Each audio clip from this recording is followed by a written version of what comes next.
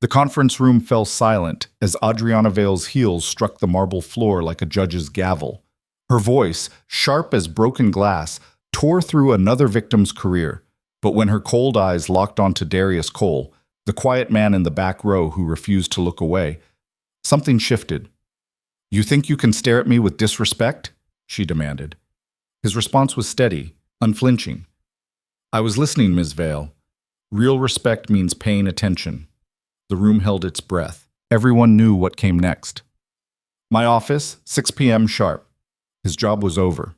His daughter's medical insurance, gone. Or so they thought. Before we dive into what happened behind that closed door, I need you to do something for me. If you're watching this story unfold, hit that like button right now and drop a comment telling me what city you're watching from. I want to see just how far this story travels. Now let's go back to where it all began, the morning that changed everything. The 73rd floor of the Vision Tech Tower caught the morning sun like a blade. Inside the glass-walled conference room, 12 executives sat rigid in their chairs, watching Adriana Vale the way deer watch headlights. She was 28 years old, brilliant, and absolutely terrifying. "This is unacceptable," Adriana's voice cut through the silence. She stood at the head of the table, her tailored navy suit precise as armor, her dark hair pulled back so tight it could have been painted on. The quarterly report glowed on the screen behind her, each red number a failure she would not tolerate. "Someone explained to me why the Mitchell account dropped 15%. Marcus Chen, the senior account manager, shifted in his seat. He was 52 years old and had survived 3 CEOs before Adriana took over 2 years ago. He thought experience would protect him. He was wrong. "Ms. Vale, the market conditions va..." "Stop, won't." Adriana raised one hand. The diamond on her finger caught the light. "Did I ask about market conditions?" "No, but did I ask about the economy? About trends? About anything except why you personally failed to maintain this account?" Marcus's face went red. Around the table, 11 other executives suddenly found their tablets fascinating. Adriana let the silence stretch like a torture device. "You had one job, Marcus. One. Keep the client happy. Keep the revenue flowing. Instead, you gave me excuses wrapped in jargon."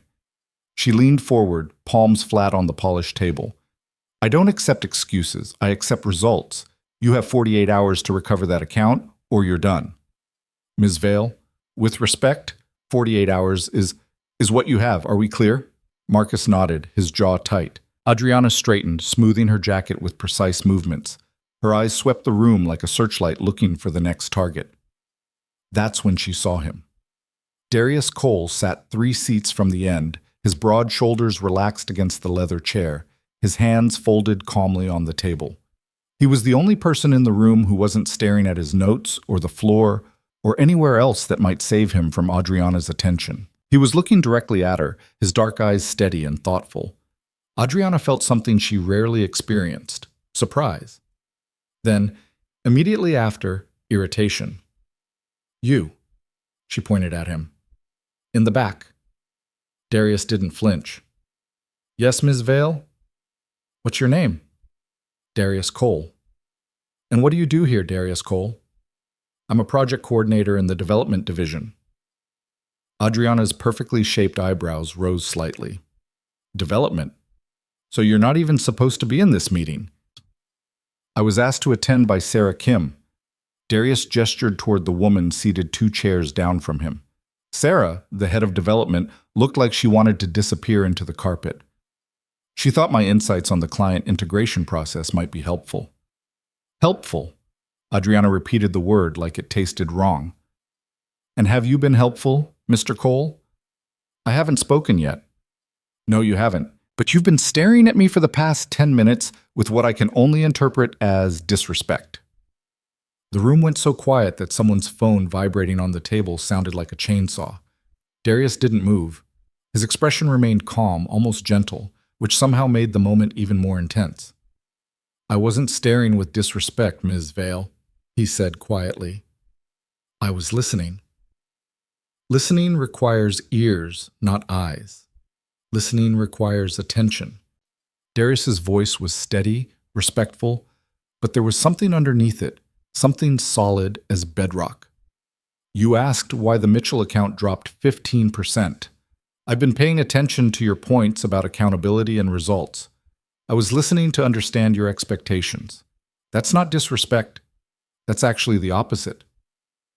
Somewhere in the back of the room, someone inhaled sharply. Marcus Chen looked like he might pass out.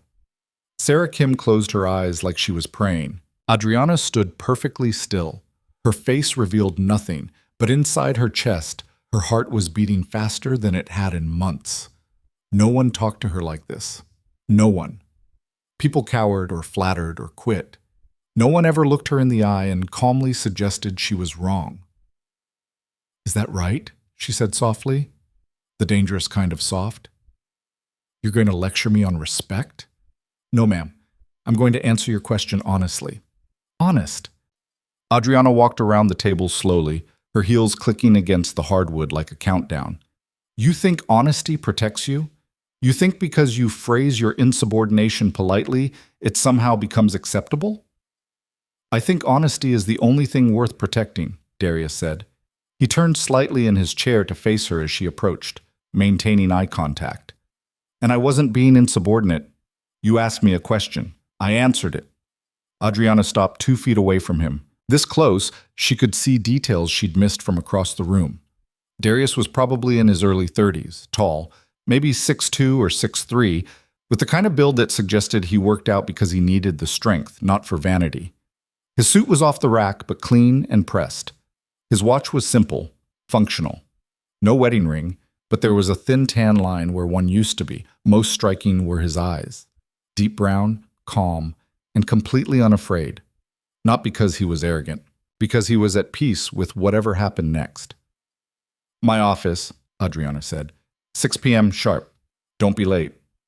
Then she turned back to the room, dismissing Darius as thoroughly as if he'd ceased to exist.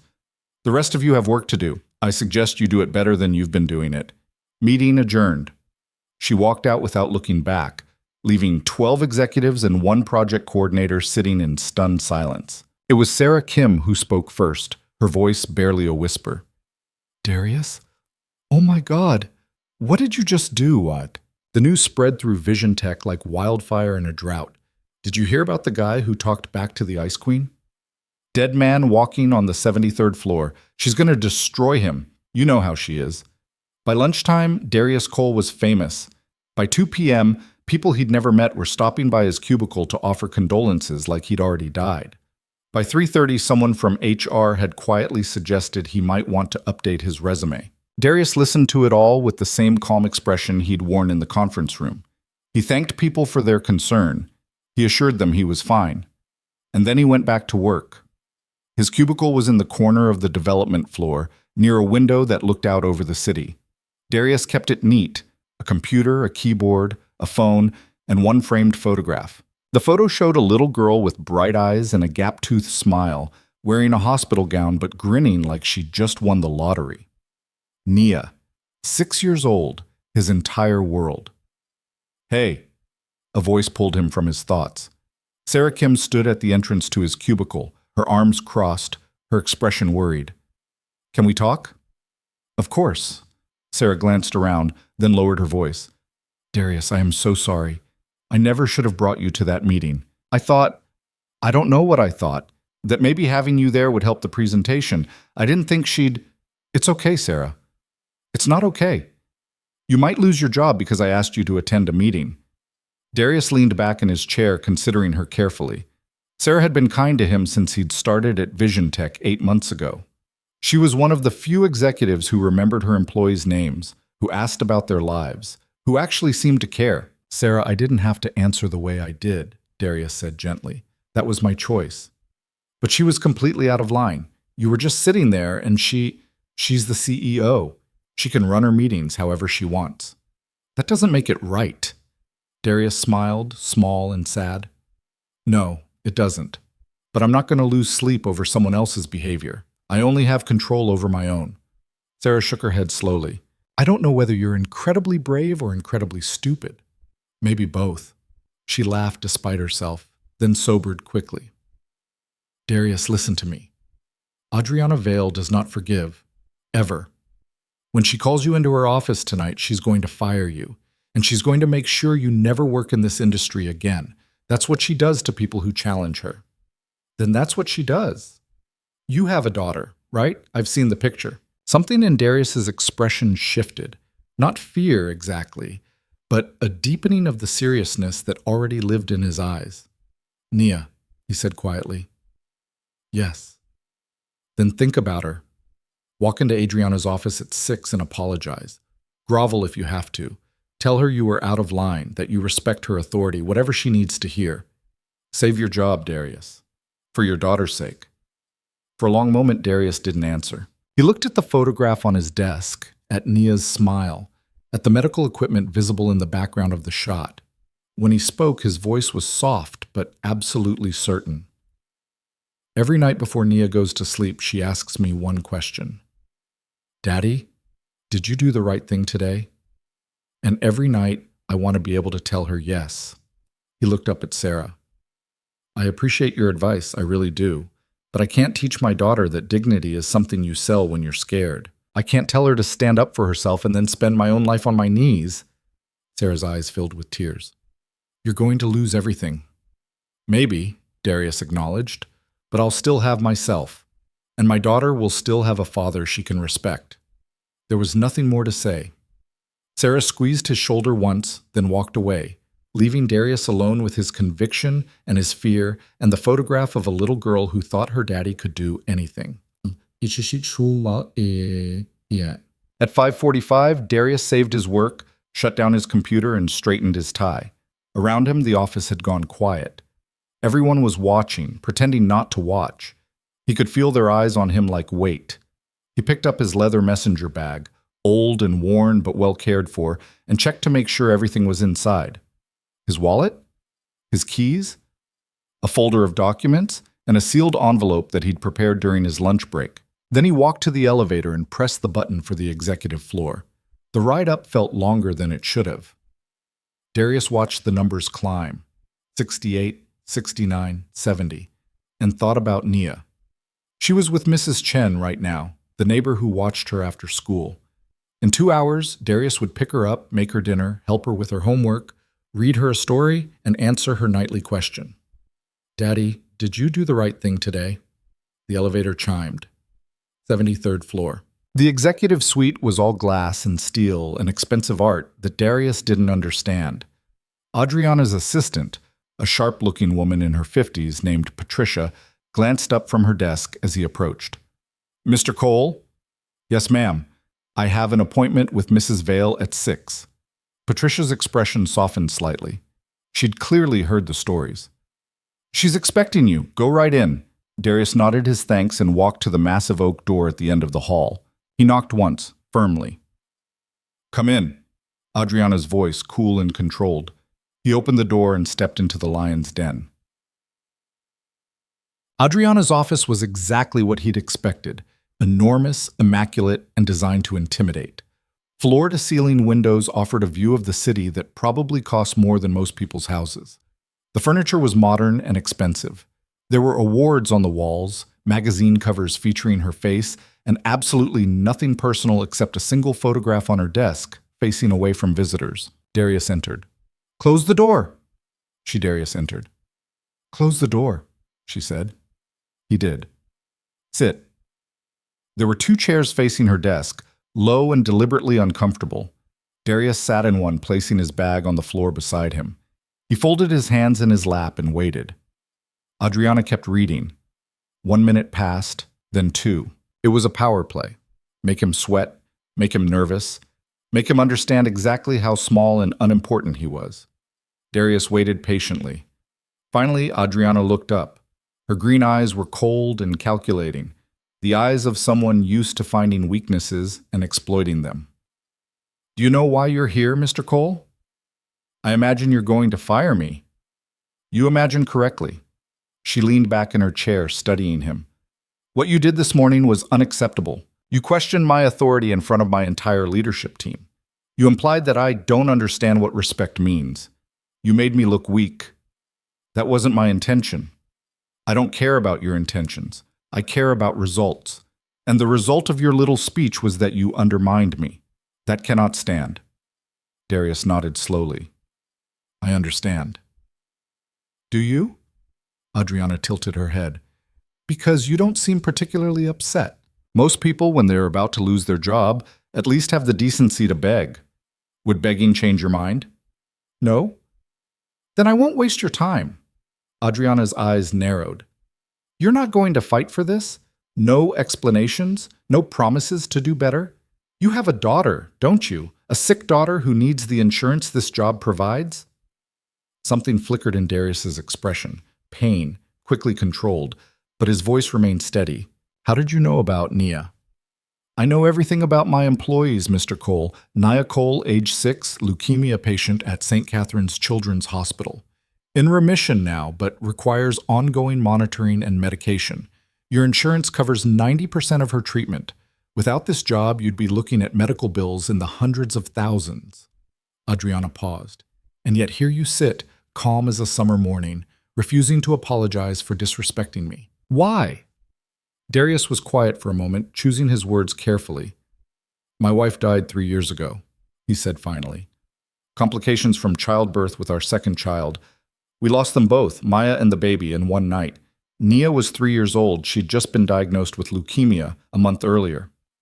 Adriana's expression didn't change, but something in her posture shifted almost imperceptibly. I'm sorry for your loss, she said, and it sounded automatic, the thing you say because you're supposed to say it. Thank you. The reason I'm telling you this isn't to gain sympathy. It's to explain why I can't apologize for something I don't regret. Darius leaned forward slightly. When Maya died, I made a promise. I promised that I would raise our daughter with the values we believed in. Honesty, dignity, courage. Every single night, Nia asks me if I did the right thing that day. And every night I need to be able to look her in the eye and tell her yes. How touching, Adriana said, her tone suggesting it was anything but. And your definition of the right thing includes disrespecting your employer? My definition of the right thing includes being honest when asked a direct question. You asked me if I was staring at you with disrespect. I told you the truth. I wasn't. I was listening, paying attention. If that's disrespectful in your eyes, then I think we have very different definitions of the word. Clearly, Darius reached into his bag and pulled out the envelope he'd prepared. He stood, walked to her desk, and placed it in front of her. What's this? Adriana asked. My resignation, effective immediately. She stared at the envelope like it was a live grenade. You're resigning? Yes, ma'am. Before I can fire you? I'd rather leave on my own terms. Darius stepped back. I know you were planning to terminate me anyway, but I also know you were probably planning to make it as painful as possible. Blacklist me in the industry, perhaps. Ensure I couldn't find work elsewhere. This way, it's clean. I resign. You accept. No drama. No spectacle. Adriana stood slowly, her hands flat on the desk. She was shorter than Darius by half a foot, but her presence filled the room like a storm. You arrogant son of a... She stopped herself, jaw tight. You think you can dictate the terms of this conversation? You think you have any power here? No, Ms. Vale, I know I don't have power, but I have dignity, and I'm not willing to trade it for a job, not even for Nia's sake. Not even for your daughter's life? The words were meant to wound, and they did. Darius flinched just slightly before regaining his composure. Nia's life doesn't depend on me being spineless, he said quietly. It depends on me being her father. The kind of father who shows her every single day what it means to have integrity. I'll find another job. I'll find a way to pay for her treatment. But I won't teach her that people in power can treat others however they want and expect silence in return. I won't teach her that fear is more important than truth. Adriana stared at him for a long moment. In all her years running Vision Tech, in all her years climbing the corporate ladder, destroying competitors, building an empire, no one had ever spoken to her like this. No one had ever looked at her with eyes so clear and unafraid. It was infuriating. It was confusing. And somewhere deep inside her chest, in a place she'd locked away years ago, it was heartbreaking. Get out, she said, her voice rough. Yes, ma'am. Darius picked up his bag. For what it's worth, I hope you find whatever you're looking for. What the hell is that supposed to mean? He turned back from the door. And for the first time, his expression held something other than calm strength. It held pity, not contempt, just a quiet, sad understanding. You have everything, Darius said softly. Money, power, success, respect from people who are afraid of you. But you don't have peace, do you? I can see it in your eyes. Whatever you're chasing, you haven't caught it yet. And I don't think you ever will, not by making other people feel small. Then he walked out, closing the door gently behind him. Adriana stood frozen in her empty office, alone with her rage and her confusion and the unopened resignation letter on her desk. She picked it up, meaning to tear it in half, but her hands wouldn't move. Instead, she sank back into her chair and stared at the envelope like it held the answer to a question she didn't know how to ask. Outside, Darius walked through the executive suite with his head high. Patricia looked up from her desk, her eyes wide. "Mr. Cole?" "Have a good evening, Patricia." "You too," she whispered, though they both knew that was unlikely. Darius rode the elevator down in silence. He walked through the lobby where security guards pointedly didn't make eye contact. He stepped out into the evening air and pulled out his phone. One text message from Mrs. Chen. "Nia made you a picture. She's so excited to show you. See you soon."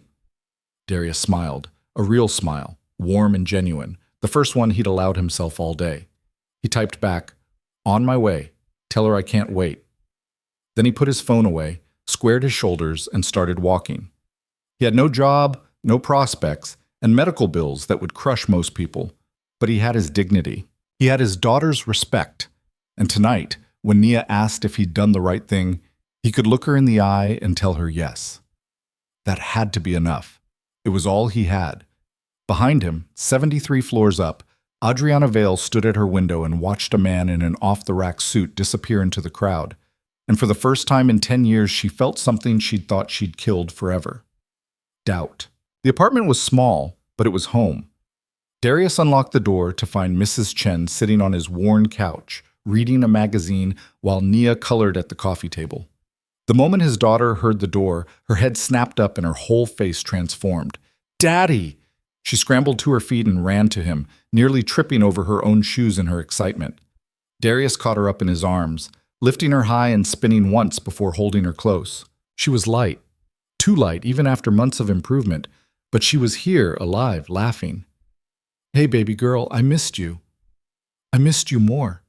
Nia pulled back to look at his face, her small hands on his cheeks. "Guess what?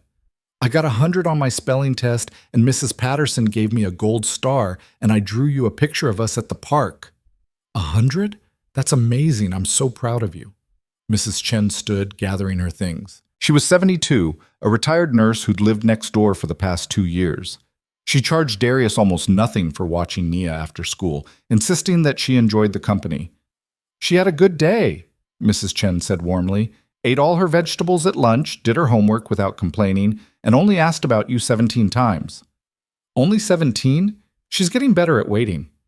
"Daddy, that's because I was busy drawing." Nia wriggled down from his arms and ran to grab a piece of construction paper covered in crayon figures. "Look, this is you and this is me, and we're feeding the ducks." The drawing showed 2 stick figures beside a blue blob that was presumably a pond. The taller figure had Darius's broad shoulders and a smile that took up half his face. The smaller one had pigtails and was holding what might have been bread or possibly rocks. With 6-year-old art, it was hard to tell. "This is beautiful, Naya. We'll put it on the refrigerator right next to the others." Mrs. Chen touched Darius's arm gently. "You look tired, dear." "Rough day?" "Long day," Darius corrected, forcing a smile. "But I'm home now. That's what matters." She studied his face with the sharp perception of someone who'd spent 50 years reading people's vital signs and knew when something was wrong. But she was kind enough not to push. "Well, you two have a good evening. Nia, be good for your daddy." "I'm always good." "That's true. You are." Mrs. Chen let herself out, and suddenly the apartment felt smaller and quieter and more real. Darius set his bag down and looked at his daughter. Nia was staring up at him with those huge brown eyes, Maya's eyes, full of absolute trust and love. She believed he could do anything, solve any problem, fight any monster, protect her from everything. The weight of that belief nearly crushed him. Daddy, are you okay? I'm perfect, baby. Just thinking about how lucky I am. He crouched down to her level. How about we make dinner together? You can be my sous chef.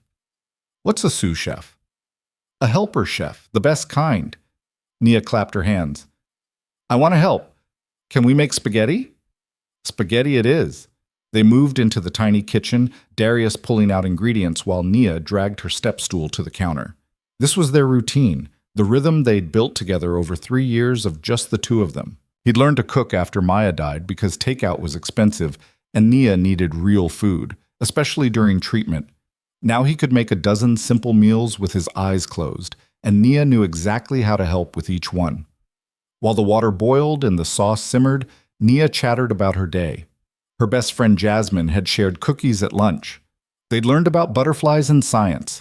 The class hamster had babies and everyone got to vote on names. The mundane, beautiful details of a 6-year-old's world, where the biggest problems were whether chocolate chip or oatmeal cookies were better and if butterflies got cold at night. Darius listened to every word, asking questions, laughing at her stories, soaking in the normalcy of it all. Because tomorrow he'd have to figure out how to tell her things were about to change. Not tonight. Tonight she could just be a kid who got 100 on her spelling test. They ate dinner at their small table, Nia spinning elaborate tales between bites of spaghetti. After dinner came bath time, then story time, then the careful ritual of her medication. 3 pills, color-coded by Darius with marker dots so Nia could help remember which was which.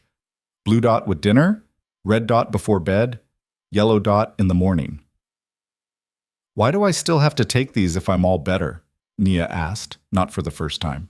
Because they keep you all better, Darius explained patiently. They're like bodyguards for your blood.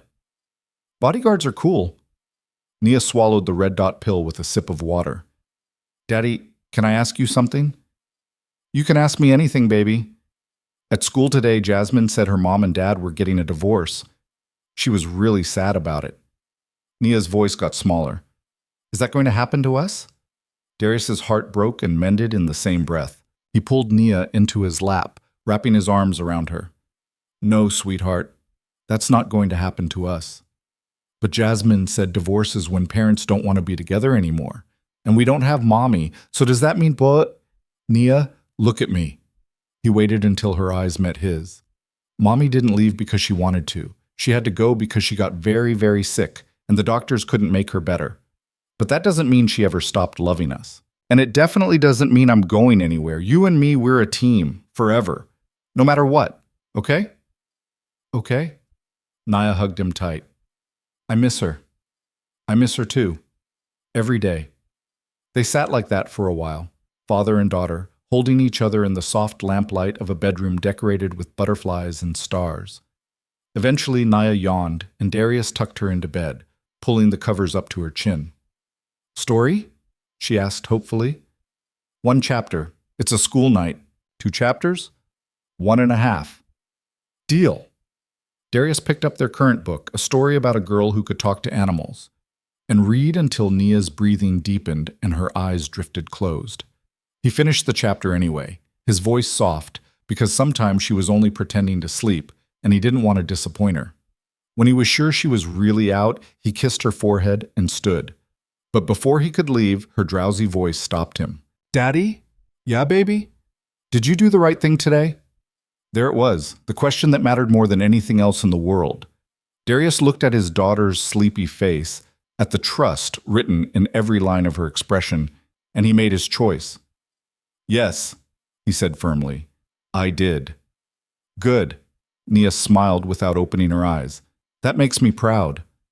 Then she was truly asleep, leaving Darius standing in the doorway with tears in his eyes and terror in his heart. He walked to the living room and collapsed on the couch, finally allowing himself to feel everything he'd been holding back. Fear, anger, desperation. He told Nia the truth. He had done the right thing today, but the right thing might cost them everything. His phone buzzed, a text from his brother Marcus, who lived upstate with his wife and 3 kids. Heard you had some trouble at work. You okay? Darius stared at the message. He and Marcus weren't particularly close. Different lives, different priorities, but his brother meant well. It'll work out, Darius typed back. Always does. You need money? I'm good. Thanks for checking in. It was a lie. He wasn't good. But he also couldn't take money from his brother, who barely made enough to support his own family. Darius would figure this out on his own, the way he'd figured out everything else since Maya died. He pulled out his laptop and opened a job search site, beginning the grim task of updating his resume and scanning listings. Project coordinator positions that paid enough to cover Naya's medical expenses and their rent were rare. Ones that offered insurance as good as vision techs were nearly non-existent. By midnight, he'd sent out 17 applications. By 1 a.m., 32. He was thorough, professional, desperate, each cover letter carefully crafted, each submission a prayer thrown into the void. His eyes burned, his head ached, but he kept going until exhaustion finally won and he fell asleep on the couch, the laptop still warm on his chest. The dream, when it came, was always the same. He was in the hospital, holding newborn Nia while Maya slept in the bed beside him. The baby was perfect. 10 fingers, 10 toes, a tiny rosebud mouth. Then the monitors started beeping. Nurses rushed in. Someone took Nia from his arms. Maya's eyes opened, found his, and she smiled even as the machine screamed warnings. "Take care of our girl," she whispered.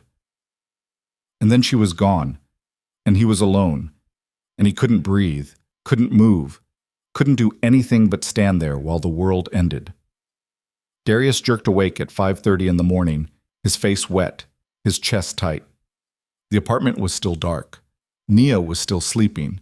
Nothing had changed, and everything had changed. He made coffee, showered, dressed in one of his 3 work suits even though he had nowhere to go.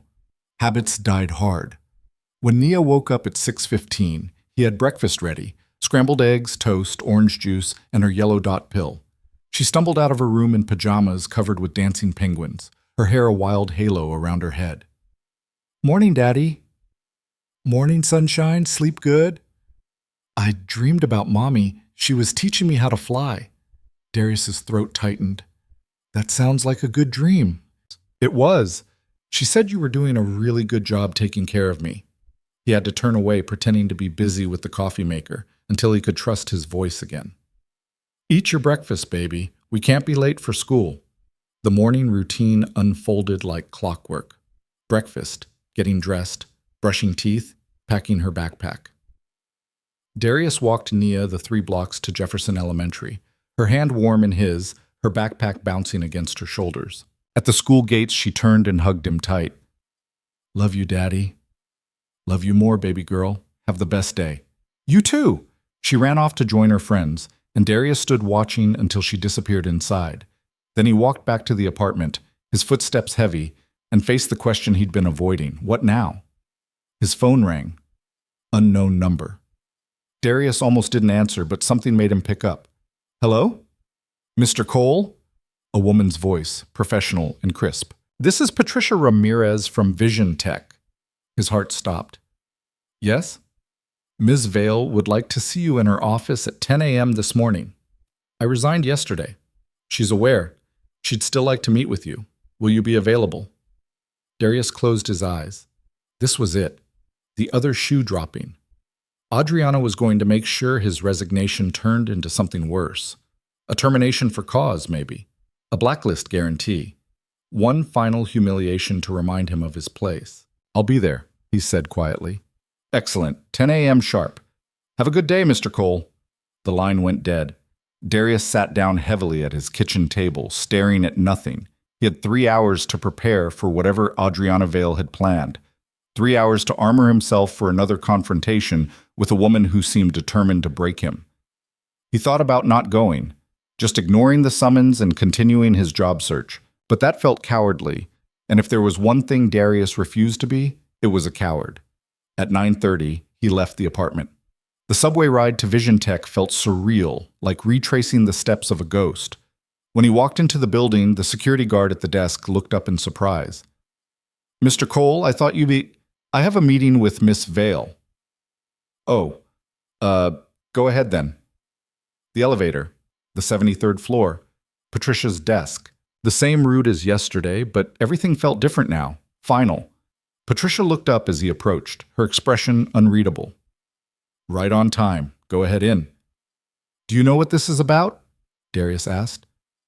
No, I'm sorry. Ms. Vale doesn't share her agenda with me. He nodded and walked to the oak door, knocked once, and entered. Adriana stood at the windows, her back to the door, silhouetted against the morning light. She wore a different suit today, charcoal gray, perfectly tailored, and her hair was loose around her shoulders instead of pulled back. It made her look younger, almost vulnerable, until she turned around and he saw her face. Still ice, still in control. Sit, she said. Darius sat. Adriana walked to her desk but didn't sit down. Instead, she picked up the envelope he'd left yesterday, his resignation letter, and held it up. I didn't open this, she said. Okay. I'm not going to open it. Darius waited, confused. You're not fired, Mr. Cole, and you're not resigning. The words didn't make sense. He replayed them in his head, trying to find the trap, the twist, the hidden blade. I don't understand. I'm not firing you, Adriana repeated slowly, as if speaking to a child. In fact, I'm promoting you. What? There's a major client project starting next week. Integration software for a Fortune 500 company. $3 million contract. I'm putting you in charge of it. Darius felt like the floor had dropped away beneath his chair. Ms. Vale, this doesn't make any sense. Yesterday you were going to destroy me. Today you're promoting me? Yesterday I was angry. Today I'm practical. Adriana set the envelope down and finally sat, folding her hands on the desk. I did research on you last night, Mr. Cole. Your work history is impressive. Master's degree in computer science from a state school you attended on scholarship. 5 years at Dataflow Systems where you designed integration protocols that are still industry standard. You left to care for your wife and daughter, and when you returned to the workforce 8 months ago, you took a position 3 levels below what you're qualified for because you needed the insurance and couldn't afford to be unemployed during the job search. You shouldn't have access to all of that information. I have access to everything. She said it simply, a statement of fact rather than a boast. The point is, you're overqualified for your current position. You've been wasted in that cubicle. This project needs someone brilliant and someone honest. You're both. So you're going to lead it. And if I refuse? Why would you refuse? The position comes with a 40% salary increase, a private office, and executive-level health insurance that covers 100% of dependent care. Your daughter's medications, her monitoring appointments, any future treatment she might need, all covered, completely. Darius felt his chest constrict. It was everything he needed, everything he'd been desperately hoping to find, handed to him by the woman who'd humiliated him less than 24 hours ago. What's the catch? He asked quietly. No catch, just results. I need this project completed perfectly, on time and under budget. Can you do that? Why are you doing this? Adriana's expression flickered. Just for a second, something passed through her eyes that looked almost like pain. Then it was gone, replaced by cool professionalism. Because I made a mistake, she said. I let my pride cloud my judgment. You were right yesterday. You weren't being disrespectful. You were being honest. And honesty is valuable, even when it's uncomfortable to hear. So this is an apology? This is a business decision. I'm not sentimental, Mr. Cole. I'm not doing this out of the goodness of my heart. I'm doing this because you're the right person for the job, and because keeping you means keeping someone talented instead of losing them to a competitor. And what about yesterday? What you said about making sure I never work in this industry again? Consider it unsaid. Adriana stood, walking around the desk until she was standing directly in front of him. This close, he could see that she looked tired. There were shadows under her eyes that makeup couldn't quite hide. I'm offering you an opportunity, Mr. Cole. Take it or leave it, but decide now. I don't have time for extended deliberations. Darius thought about Naya, about the medications that kept her healthy, about the monitoring appointments every 3 months that cost thousands of dollars, about the future treatments she might need if the cancer ever came back, about the relief of not having to worry, not having to scramble, not having to choose between paying rent and paying for his daughter's life. Then he thought about his dignity, about the look in Adriana's eyes yesterday when she'd tried to make him grovel, About teaching Nia that some things weren't for sale. I have conditions, he said. Adriana's eyebrows rose. You're negotiating? I'm setting boundaries. This should be interesting. First, I want it in writing. The position, the salary, the insurance coverage. Everything. Not promises, contracts. Done. What else? Second, I report directly to you, but you don't interfere with how I run my team. You set the goals and the deadlines. I decide how we meet them. Acceptable. Third, Darius stood, meeting her eyes. You never humiliate another employee the way you humiliated Marcus Chen in that meeting, or anyone else, ever again. The air in the office went very still. You're demanding I change how I run my company? Adriana's voice was dangerously soft. I'm demanding respect be a two-way street. You can push people. You can have high standards. You can hold people accountable. But you can't destroy them for sport, not if you want me to work here. And if I refuse this condition, then I walk away right now. Promotion, insurance, everything. I walk away. They stood facing each other, two wills locked in silent combat. Darius could feel his heart pounding, but he kept his expression calm. He'd already lost this job once. He could lose it again. Adriana stared at him for what felt like hours. Then, slowly, something in her face shifted. You're either the bravest person I've ever met, she said quietly, or the most foolish. Maybe both. A ghost of a smile touched her lips. Maybe both, she agreed. She extended her hand. You have a deal, Mr. Cole. All 3 conditions. I'll have HR draw up the contracts this afternoon. Darius shook her hand. Her grip was firm, her skin warm. When do I start? Monday, 9 a.m. There'll be a team waiting for you. 4 developers, 2 analysts, 1 project manager. The client presentation is in 3 weeks. You'll have everything you need in terms of resources and budget. Just deliver results. I will. I know. Adriana released his hand and stepped back. One more thing, Mr. Cole. I don't know what happened yesterday, why I reacted the way I did, why I'm reacting differently today. But I meant what I said about honesty being valuable. I need people around me who tell me the truth, not what they think I want to hear. So if I cross a line again, I expect you to tell me. That's a dangerous expectation. Maybe, but it's mine nonetheless. Darius nodded slowly. Understood.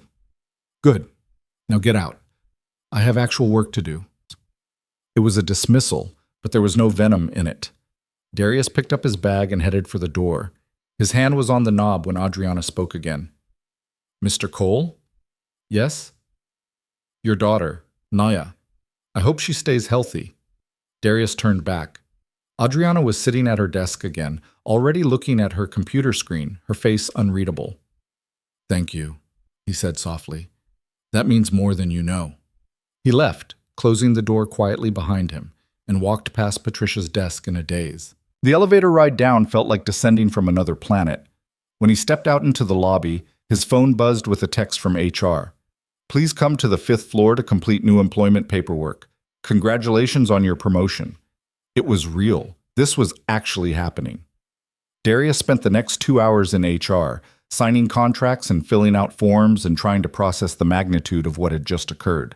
By the time he finished, it was nearly 1 p.m., and he had the rest of the day free. He walked to Jefferson Elementary and waited outside until the final bell rang. When Nia emerged with her class, she spotted him immediately, and her whole face lit up. Daddy, what are you doing here? Playing hooky, he said, sweeping her into a hug. Want to go get ice cream? Ice cream? On a school day? Sometimes you have to celebrate the good things when they happen. And today is a very good day. They walked to Nia's favorite ice cream shop, a tiny place called Sweet Dreams that had been run by the same family for 40 years. Nia got chocolate chip cookie dough. Darius got coffee. They sat at a small table by the window, and Nia swung her legs while she ate, completely content. Daddy, you seem really happy today. I am, baby. Really happy. Did something good happen? Something very good. I got a new job, a better one. Nia's eyes went wide. Does that mean we're rich now? Darius laughed. No, sweetheart. We're not rich, but we're going to be okay. More than okay. Cool. She took another bite of ice cream, completely unbothered by the details. As long as her dad was happy, her world was safe. Daddy? Yeah? I'm glad you did the right thing yesterday, even if it was scary. He reached across the table and took her small hand in his. Me too, baby. Me too. They finished their ice cream and walked home slowly, hand in hand, while the afternoon sun painted the city gold. And for the first time in 3 years, Darius felt something he'd almost forgotten how to feel. Hope. That weekend passed in a blur of preparation and possibility. Darius spent Saturday researching the client, Meridian Financial, a banking conglomerate with offices in 23 countries, and Sunday organizing his thoughts into a preliminary project plan. Nia helped by sitting at the kitchen table beside him, working on her own important papers, which consisted of elaborate crayon drawings and spelling practice. Monday morning arrived with the weight of new beginnings. Darius dressed in his best suit, the one he'd worn to Maya's funeral and hadn't touched since because it hurt too much to look at. But today felt right. Today was about moving forward. "You look fancy, Daddy," Nia said, munching her cereal. "Like a prince." "Just trying to make a good impression?" "You always make good impressions. You're the best daddy in the whole world." He kissed the top of her head, breathing in the scent of her strawberry shampoo. "And you're the best daughter. Don't forget that, okay?" "Okay. Are you nervous?" "A little bit." "It's okay to be nervous. Mrs. Patterson says being nervous means you care about doing a good job."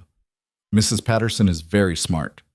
After dropping Naya at school, Darius made his way to Vision Tech with his heart hammering against his ribs. The building looked different now that he was walking in as a senior project lead instead of a low-level coordinator. The security guard nodded respectfully. The elevator seemed faster. The 73rd floor felt less like enemy territory and more like uncharted land waiting to be explored. Patricia looked up from her desk as he approached.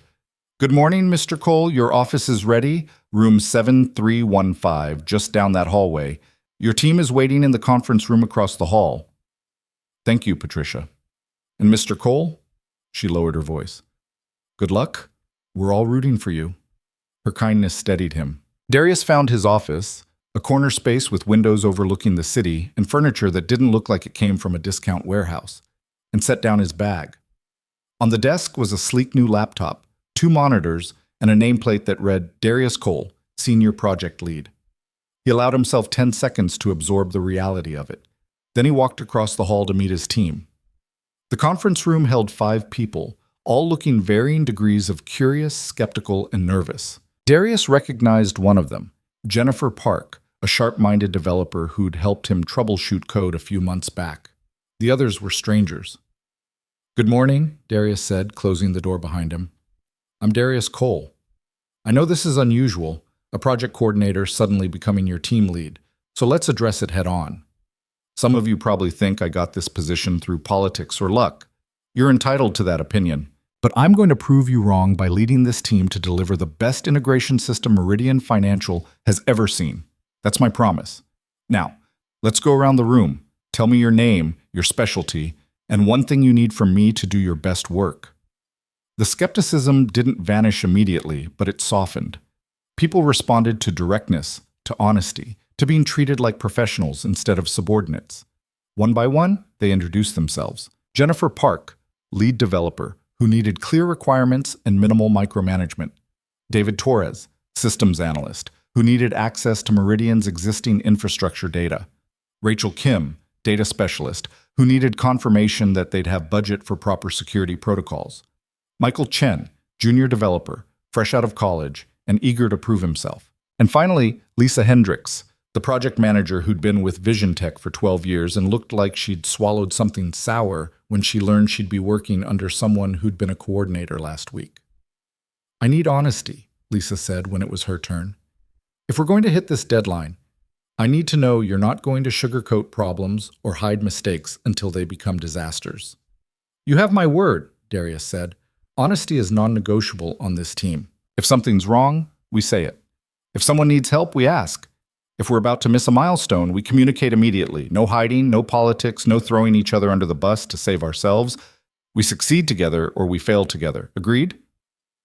Slowly, grudgingly, they nodded. "Good. Now let's talk about Meridian Financial." The next 4 hours disappeared into intensive planning. Darius had done his homework, but his team knew things he didn't. Technical constraints, company politics, the history of similar projects that had succeeded or failed.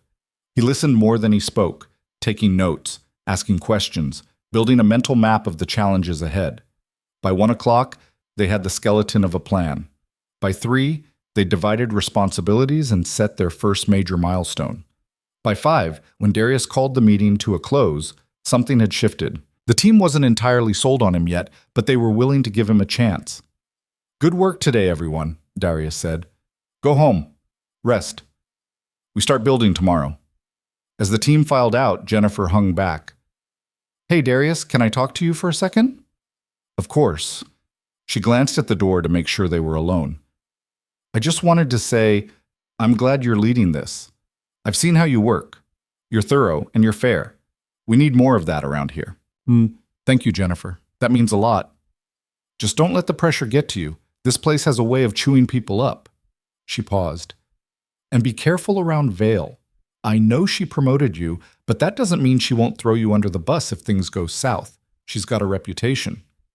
"I'll keep that in mind." After Jennifer left, Darius sat alone in the conference room, staring at the whiteboard covered in diagrams and timelines. The magnitude of what he'd taken on was starting to sink in. $3 million, 3 weeks until the client presentation. A team that barely knew him and a CEO who seemed to change her mind about him every 24 hours. His phone buzzed. A text from Mrs. Chen with a photo of Nia coloring at the kitchen table, tongue stuck out in concentration. "She's asking when you'll be home. I told her soon." Darius smiled and typed back, "Leaving now. Thank you for everything." He grabbed his bag and headed for the elevator. On the way, he passed Adriana's office. The door was open, and he could see her inside, standing at her window with a phone pressed to her ear, her free hand gesturing sharply. Even from a distance, he could hear the ice in her voice. "I don't care what the board thinks, Richard. We're not delaying the expansion. Find the funding, or I'll find someone who can." She turned and caught sight of Darius in the hallway. For a moment, their eyes met. Then she deliberately turned her back, continuing her conversation as if he didn't exist. Darius kept walking. Whatever complicated dynamic existed between them could wait. Right now, he had a daughter to get home to. The next 2 weeks were a controlled chaos of code reviews, client calls, and late nights at the office. Darius threw himself into the project with everything he had, arriving early and staying late, always making sure he was home in time to have dinner with Nia and put her to bed. His team responded to his leadership style, collaborative but decisive, demanding but fair, and slowly the project began to take shape. He saw Adriana only in passing during those weeks. She'd appear in the hallway, always moving, always focused, trailing assistance and urgency in her wake. Sometimes she'd nod at him. Sometimes she'd walk right past as if he were invisible. He couldn't get a read on her, and eventually he stopped trying. What he didn't see was what happened behind closed doors. Adriana had started watching him. Not obviously, not in any way that would be noticed, but she'd instructed Patricia to keep her updated on his progress, and she'd taken to reviewing his project reports personally instead of delegating to her COO. She told herself it was due diligence. $3 million was a significant contract, and she needed to ensure it was being handled properly. But that wasn't entirely true. The truth was that Darius Cole had lodged himself in her mind like a splinter, and she couldn't quite work him free. She kept thinking about what he'd said in her office, about doing the right thing, about teaching his daughter integrity, about how she had everything except peace. No one had spoken to her like that in years. No one had seen through her armor so easily. It bothered her. It fascinated her. It scared her. Late one Thursday evening, 2 weeks into the project, Adriana was working in her office when she heard voices in the hallway. She glanced at the clock. Nearly 9 p.m. Most of the building had cleared out hours ago. Curious, she walked to her door and looked out. Down the hall, light spilled from the conference room Darius's team had claimed as their war room. She could hear laughter, tired but genuine. Against her better judgment, Adriana walked closer. Through the glass wall, she could see the team gathered around the table, pizza boxes open, laptops glowing. Darius stood at the whiteboard, explaining something with animated hand gestures. Jennifer was arguing with him about syntax. David was drawing diagrams. Rachel was laughing at something Michael said. They looked like a team. A real one, built on mutual respect and shared purpose rather than fear and competition. Adriana felt something twist in her chest, an emotion she couldn't quite name. Envy, maybe. Or longing. Or the painful recognition of something she'd lost and couldn't remember how to find. She was about to turn away when Darius glanced toward the window and saw her. He said something to his team, then walked to the door and stepped into the hallway. "Miss Vale, is everything all right?" "I was working late, heard voices. Sorry if we disturbed you, we're just finishing up for the night. How's the project progressing?" "On schedule? We're actually slightly ahead on the integration framework. The client presentation next week should go smoothly." Adriana nodded, hating how formal this felt, how distant. "And your team? They're performing adequately?" "They're performing exceptionally. I'm lucky to work with them." "Lucky." Adriana repeated the word. Most leaders would say they're lucky to have such a strong leader. Maybe. But leadership isn't about taking credit.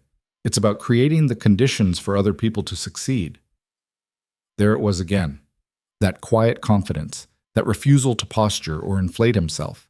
It was infuriating and compelling in equal measure. "Your daughter," Adriana said abruptly. "How is she?" Darius looked surprised by the question. "She's good. Great, actually. Her latest checkup was clear. The new insurance made things a lot easier. I can't thank you enough for that." "It wasn't charity. It was part of the compensation package." "Even so, it changed everything for us." They stood in the empty hallway, the silence stretching between them like a bridge neither knew how to cross. "I should get back to work," Adriana said finally. "Of course. Have a good night, Ms. Vale." She turned to leave, then stopped. "Mr. Cole?" "Yes?" "You were right. What you said in my office 2 weeks ago about me not having peace." The words came out harder than she intended. "I thought you should know that I heard you." Before he could respond, she walked away, her heels clicking against the floor, leaving Darius standing alone in the hallway, wondering what the hell that meant. The following Tuesday, Nia had a routine checkup at St. Catherine's Children's Hospital. Darius had blocked off his afternoon, cleared it with his team, and arranged for Mrs. Chen to pick Nia up from school and meet him at the hospital. He arrived at 2:30 to find them in the waiting room. Nia was reading a picture book, her legs swinging off the chair, while Mrs. Chen worked on a crossword puzzle. "Daddy!" Nia jumped down and ran to him. "Guess what? Mrs. Chen bought me a new book about butterflies." "That's wonderful, baby. Did you thank her?" "3 times. Good girl." Darius smiled at Mrs. Chen. "You didn't have to do that." "Nonsense. A book is a small price for such good company." The older woman stood, gathering her things. "I'll leave you two to the appointment. Call me when you're done?" "Will do. Thank you." 20 minutes later, they were in an examination room while Dr. Sarah Okonkwo reviewed Nia's chart. She was a woman in her 50s with kind eyes and steady hands, the oncologist who'd guided them through the darkest period of their lives. "Everything looks good," Dr. Okonkwo said, smiling at Nia.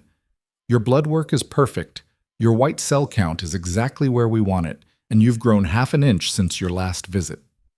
"I'm going to be tall like Daddy," Nia announced proudly. "I believe you will be. Now let me listen to your heart, and then you're free to go." While the doctor conducted her examination, Darius felt the familiar tightness in his chest begin to ease. Every appointment was a gauntlet of anxiety, waiting for the results, bracing for bad news, terrified that this would be the day everything fell apart again. "Mr. Cole, can I speak with you outside for a moment?" Dr. Okonkwo asked. His heart seized. "Is something wrong?" "No, nothing wrong. I just want to discuss her care plan." They stepped into the hallway, leaving Nia drawing on the examination table paper with the colored pencils the nurses kept in every room. "Darius, I want you to hear me very clearly," Dr. Okonkwo said. "Nia is thriving. Her recovery has been remarkable. In another 6 months, if her blood work continues like this, we can start spacing out her appointments to every 6 months instead of every 3. That's incredible news." "It is. And I know how hard you've worked to get her here. Not just the medical care, but the stability, the love, the normalcy you've given her. You should be very proud." Darius felt his eyes sting. "I'm just doing what any parent would do." "No, you're doing what a great parent does. There's a difference."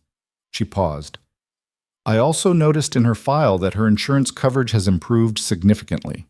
The new plan is excellent, covers things the old one didn't. What changed? I got promoted at work.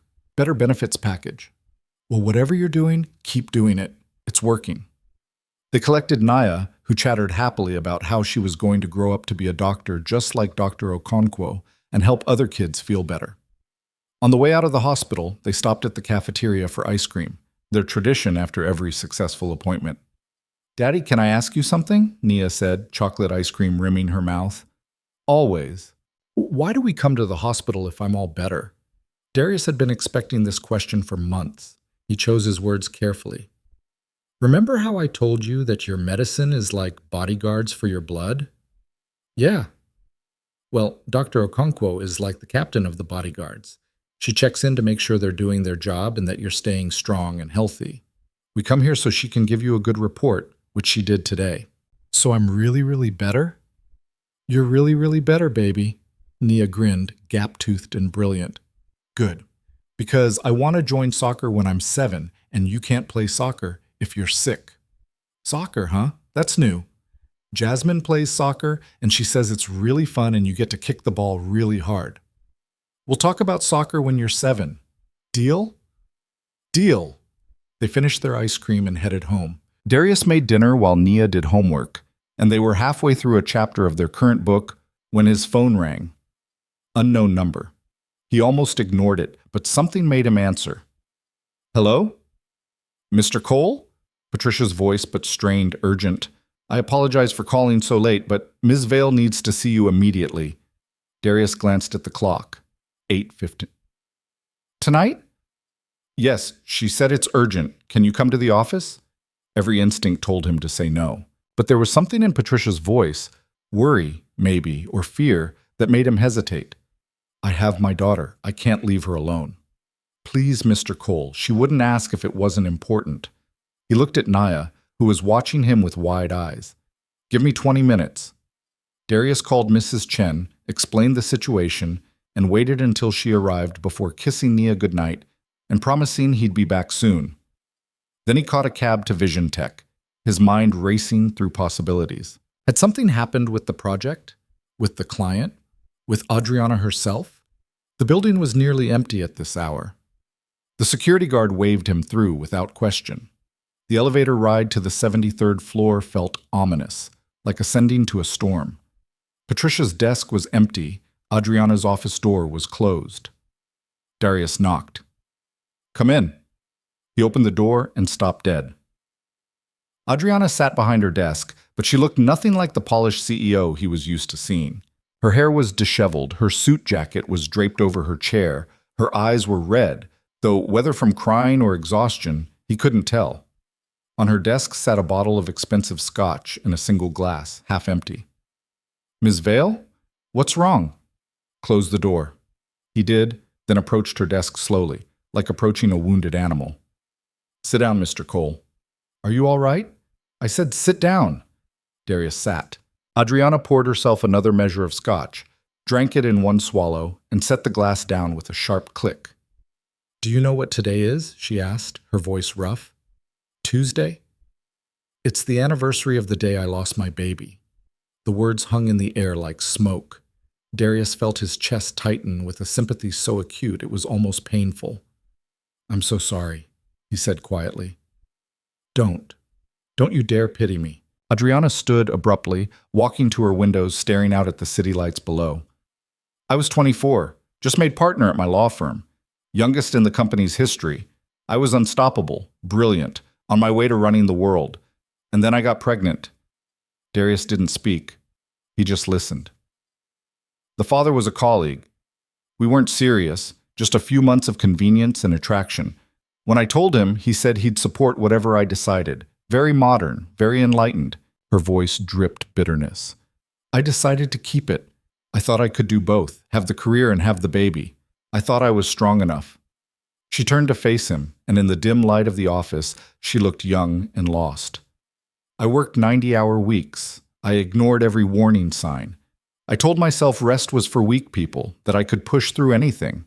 And then one night, at my desk, Going over contracts for a merger that would make me a millionaire, I started bleeding. By the time I got to the hospital, it was too late. Adriana, I never even knew if it was a boy or a girl. I never let myself find out. I just buried it, the same way I bury everything, and I went back to work. Within a month, I closed the merger. Within a year, I left the firm and started Vision Tech. Within 5 years, I was worth $100 million. I won. She laughed, a broken sound. I won everything except the one thing that mattered. Darius stood slowly and walked to where she stood by the window. He didn't touch her, didn't intrude on her space, but he stayed close enough that she could feel his presence. You didn't call me here to talk about the project, did you? No. Then why? Adriana finally looked at him, and her eyes were full of a pain so raw it took his breath away. Because you're the only person in this entire building who's ever looked at me and seen a human being instead of a monster. Because when I watch you with your daughter, I see what I could have had. Because today, of all days, I couldn't stand to be alone with all of this. Her voice broke. And I don't know why I'm telling you any of this, except that you're honest and you're kind, and maybe, just maybe, you won't judge me for being weak. You're not weak, Darius said firmly. You're hurt. There's a difference. I've spent 4 years pretending I'm fine, building an empire to fill the void, terrifying people so they won't get close enough to see how broken I am. You're not broken either. You're grieving, and grief doesn't have an expiration date. Adriana closed her eyes, tears finally spilling over. I don't know how to do this, how to feel this. I've spent so long being strong that I don't remember how to be anything else. Without thinking, Darius reached out and gently took her hand. She flinched at first, then held on like she was drowning, and he was the only solid thing in the world. You don't have to be strong right now, he said softly. Not with me. Not tonight. And then Adriana Vale, the woman who never cried, who never showed weakness, who ruled her empire with ice and steel, broke. She collapsed against him, and Darius caught her, holding her while she sobbed into his shoulder, her whole body shaking with years of suppressed grief. He didn't say anything. He just held her, one hand on her back, steady and sure, the way he'd held Nia through nightmares and hospital visits and all the moments when the world felt too big and too scary. Time lost meaning. Eventually, Adriana's tears slowed. She pulled back, wiping her face with shaking hands, not meeting his eyes. I'm sorry. That was inappropriate. It was human. I shouldn't have called you here, shouldn't have put this on you. I'm glad you did. She finally looked at him, confused and vulnerable in a way he'd never seen. Why? Because everyone needs someone sometimes. Even you. Adriana laughed, watery and broken. My therapist has been saying that for years. I never believed her. Maybe start believing her. They stood in the quiet office, the city glowing below them, and something shifted between them, something profound and irreversible. This wasn't CEO and employee anymore. This was two people who'd both lost things they could never get back, finding unexpected understanding in the wreckage. I should go, Darius said gently. My daughter's waiting. Of course, thank you for... She gestured helplessly. For this. For not running away screaming. Any time. He meant it. As he turned to leave, Adriana spoke again. Darius? She'd never used his first name before. Tomorrow morning, can we pretend this never happened? He understood what she was asking, for dignity, for distance, for the armor she needed to face the world. If that's what you need. It is. Then we'll pretend. He paused at the door. But if you ever need to not pretend, you know where to find me. Then he left, closing the door softly behind him, leaving Adriana alone with her grief and her scotch and the unfamiliar feeling of having been truly seen. The next morning, everything was exactly as it had been. Adriana was polished perfection in a navy suit, her hair perfect, her expression controlled. When Darius passed her in the hallway, she nodded professionally and kept walking. But something had changed, whether they acknowledged it or not. A door had opened, and neither of them knew quite what to do about it yet. The Meridian financial presentation was scheduled for Friday at 10 a.m. By Thursday night, Darius and his team had rehearsed their pitch 17 times, refined the integration demo until it ran flawlessly, and prepared backup plans for every possible technical failure. They were ready. What Darius wasn't ready for was the knock on his office door at 7:30 Friday morning. "Come in." Adriana entered, closing the door behind her. She wore a charcoal suit that probably cost more than his monthly rent, her hair pulled back severely, her face an impenetrable mask. But Darius had seen behind that mask now. He knew what it was hiding. "Ms. Vale, is everything all right?" "I'll be attending the presentation this morning," Darius blinked. "I wasn't aware you planned to be there." "I wasn't planning to. But this is a $3 million contract with a client we've been courting for 2 years. I think my presence sends the right message about how seriously we take this partnership." It was a reasonable explanation delivered in a perfectly professional tone. But Darius heard what she wasn't saying. She wanted to see him succeed. Or maybe she needed to see it to confirm that her gamble on promoting him hadn't been a mistake driven by grief and impulse. "Of course," he said. "We're honored to have you there." "Don't be honored, just be prepared. The Meridian executives are notoriously difficult. They'll look for any weakness, any reason to question whether we can deliver." "We can deliver?" "I know you believe that. Make sure they believe it too." She turned to leave, then paused. "And Darius? Thank you. For Tuesday night, I haven't said that yet." "You don't need to thank me." "Yes, I do. What you did, listening without judgment, giving me space to fall apart, most people wouldn't have done that, especially not for their boss. You weren't my boss that night. You were just someone who needed help."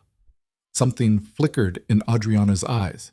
Gratitude, maybe, or the beginning of trust. Then she straightened her shoulders, rebuilding her armor in real time. "Good luck this morning, Mr. Cole. Make me proud."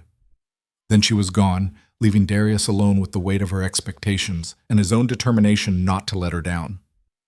At 9:45, the Meridian financial executives arrived. 3 of them, Richard Castellano, the chief technology officer, a silver-haired man in his 60s with sharp eyes and a sharper tongue. Miranda Wells, the VP of operations, a woman in her 40s who looked like she could spot bullshit from orbit, and James Park, their head of security, quiet and observant, the kind of person who noticed everything and said very little.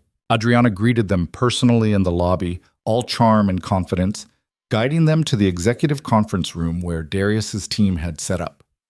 When she entered with the clients, Darius stood along with his team, professional and composed.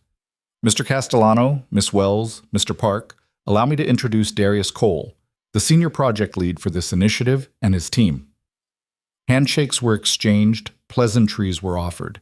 Then everyone sat, and the real work began. Darius opened with a presentation that laid out Meridian's current challenges, fragmented systems across multiple countries, security vulnerabilities in their legacy infrastructure, inefficiencies that cost them millions annually.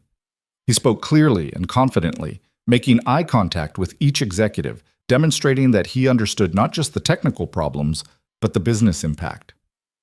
"What we're proposing isn't just an integration system," Darius said. "It's a complete transformation of how your international branches communicate and share data. Faster, more secure, and scalable as you continue to grow." Richard Castellano leaned back in his chair, fingers steepled. "We've heard similar promises from 4 other firms. What makes Vision Tech different?" "We're not promising the moon, Mr. Castellano. We're promising exactly what we can deliver, with a timeline and budget we've stress-tested extensively." Darius nodded to Jennifer, who pulled up the technical specifications. "Our approach uses a modular architecture that allows for phased implementation. You don't have to shut down operations or risk everything on a single massive rollout. We build and test in segments, proving each piece works before moving to the next." Miranda Wells cut in. "And security? Our clients trust us with their financial futures. Any breach would be catastrophic."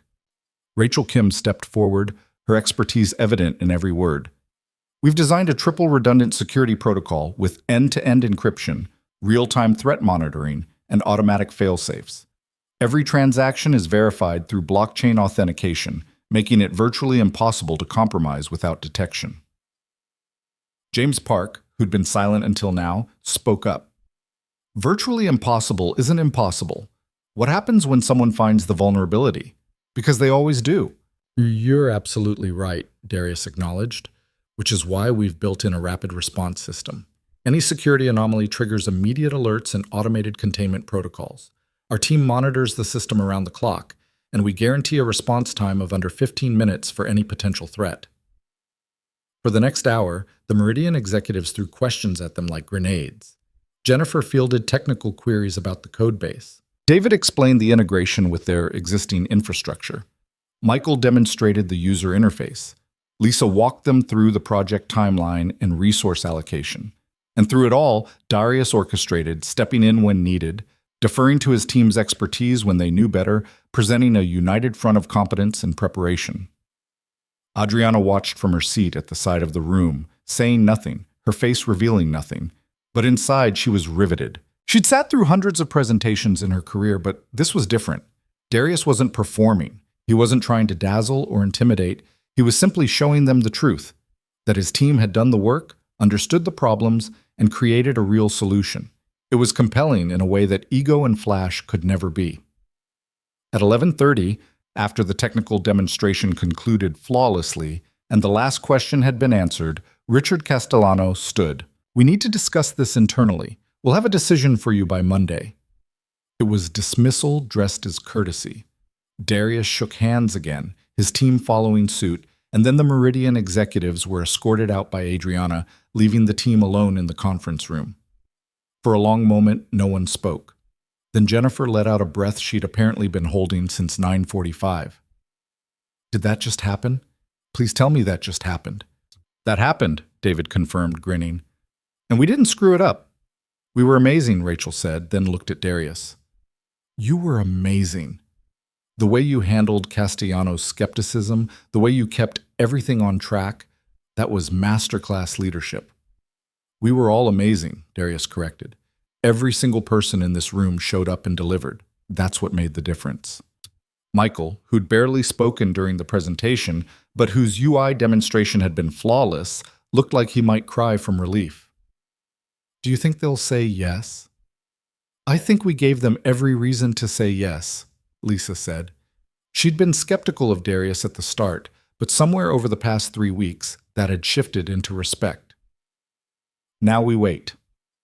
They cleaned up the conference room, packed away the equipment, and dispersed to their offices, exhausted and exhilarated. Darius was gathering his notes when Adriana reappeared in the doorway. "Walk with me." It wasn't a request. Darius followed her down the hallway, past Patricia's desk, into her office.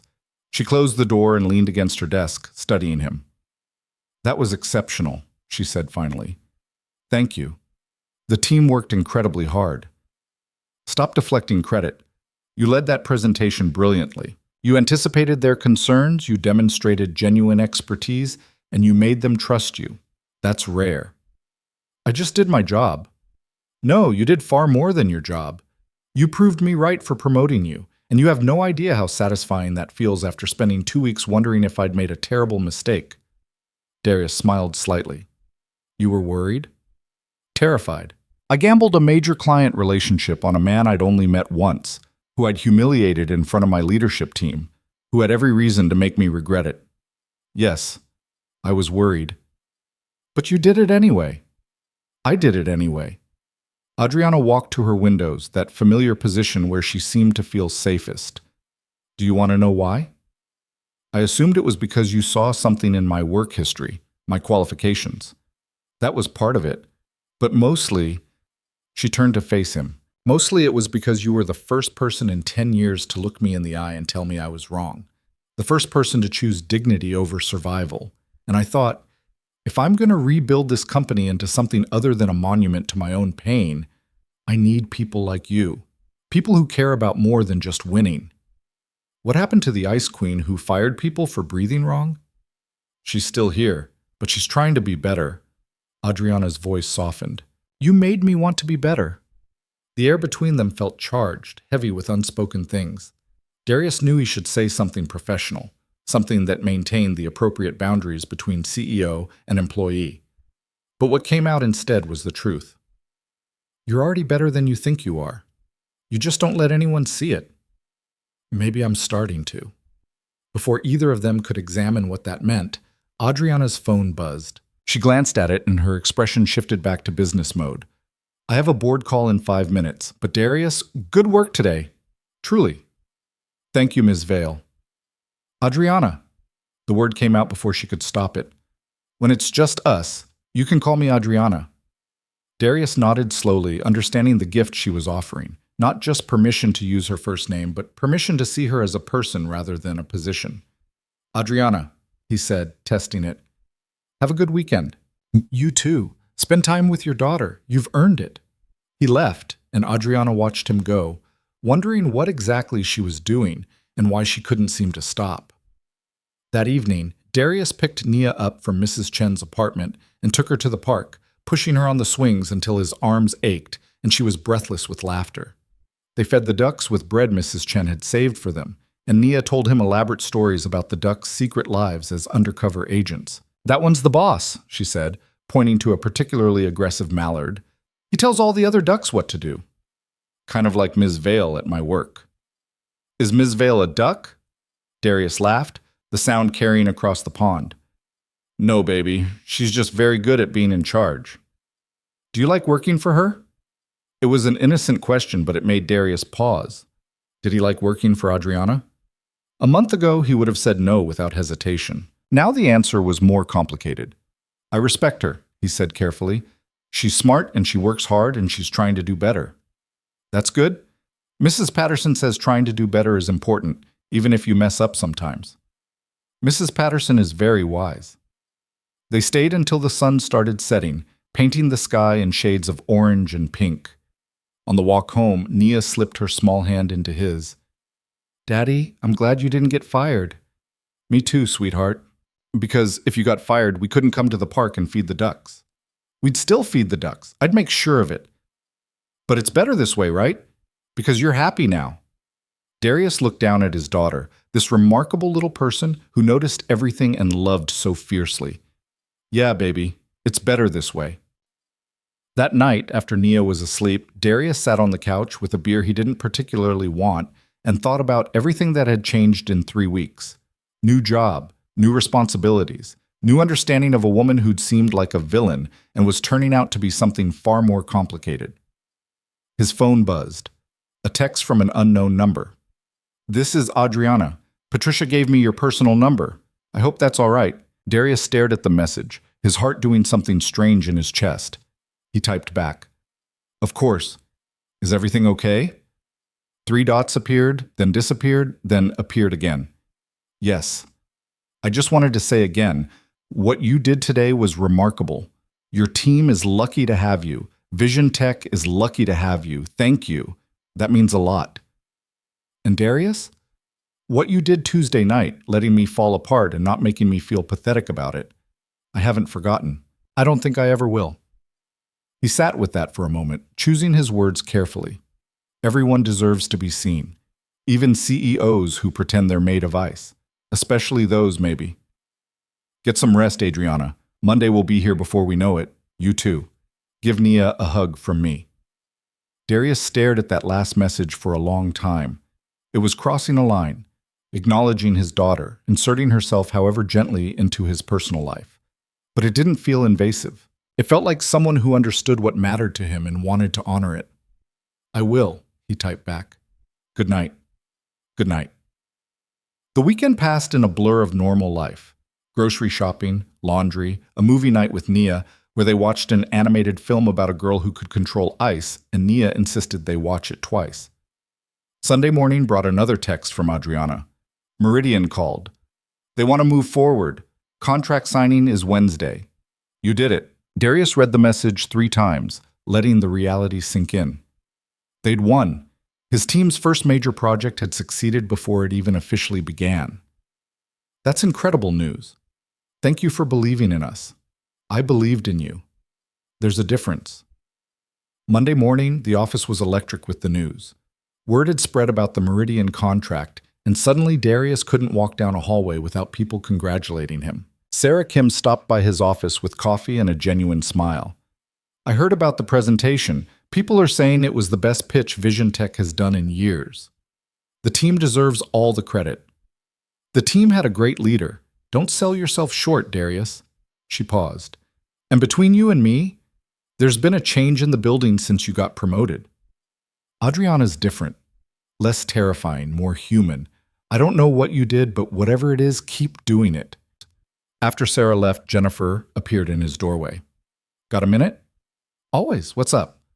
She came in and closed the door, which immediately set off Darius's internal alarms. Jennifer wasn't the type for private conversations unless something was seriously wrong. I wanted to give you a heads up about something. There's talk. What kind of talk? About you and Vale. People are noticing that she treats you differently, that she's in meetings with you alone, that she promoted you so fast, that she personally attended our presentation when she hasn't done that for any other project in recent memory. Darius felt his stomach drop. Jennifer, there's nothing inappropriate happening. I believe you, but that doesn't mean other people will. And in a place like this, perception matters. She looked genuinely worried. I'm telling you this as a friend. Be careful. Adriana has enemies on the board who'd love any excuse to undermine her. And you're vulnerable because you're new and because you have something to lose. My daughter. Exactly. Just keep things professional, document everything, and maybe suggest that Vale delegate some of the oversight to her COO instead of handling it all personally. After Jennifer left, Darius sat in his office feeling like the ground had shifted beneath him. He'd been so focused on doing good work, on building his team, on helping Adriana see a better version of herself, that he hadn't considered how it might look to everyone else. That afternoon, he sent Adriana an email requesting a meeting. She replied within minutes, asking him to come to her office at 5. When he arrived, she was on the phone, but she waved him in and pointed to a chair. He sat, watching her navigate what sounded like a difficult conversation with a vendor, admiring despite himself the way she could be cutting without being cruel, firm without being harsh. She hung up and turned her attention to him.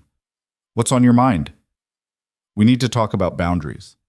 Adriana's expression shuddered immediately. I see. People are noticing that you treat me differently than other employees, that you're more involved in my project than others, and they're starting to talk. Let them talk. I don't care about gossip. But I do, and you should too. Darius leaned forward. Adriana, you have enemies who are looking for any ammunition to use against you, and I have a daughter whose stability depends on my reputation remaining intact. We need to be more careful. Careful about what exactly? I'm allowed to take an interest in major projects. You are, but maybe that interest should be distributed more evenly. Maybe our meetings should include other people more often. Maybe... He stopped, not sure how to say what he needed to say. Maybe we should stop becoming friends, Adriana finished, her voice flat. I didn't say that. You didn't have to. She stood and walked to her windows, that defensive position again. You're right, of course. I've been reckless. Letting you see behind the mask, texting you on weekends, attending your presentation like I was some proud parent. It was inappropriate. That's not what I meant. Then what did you mean, Darius? Because it sounds like you're asking me to go back to being the ice queen who keeps everyone at arm's length and never shows a hint of humanity. I'm asking you to protect yourself. And me. And what we're building here. Adriana turned to face him, and her expression was raw. What are we building?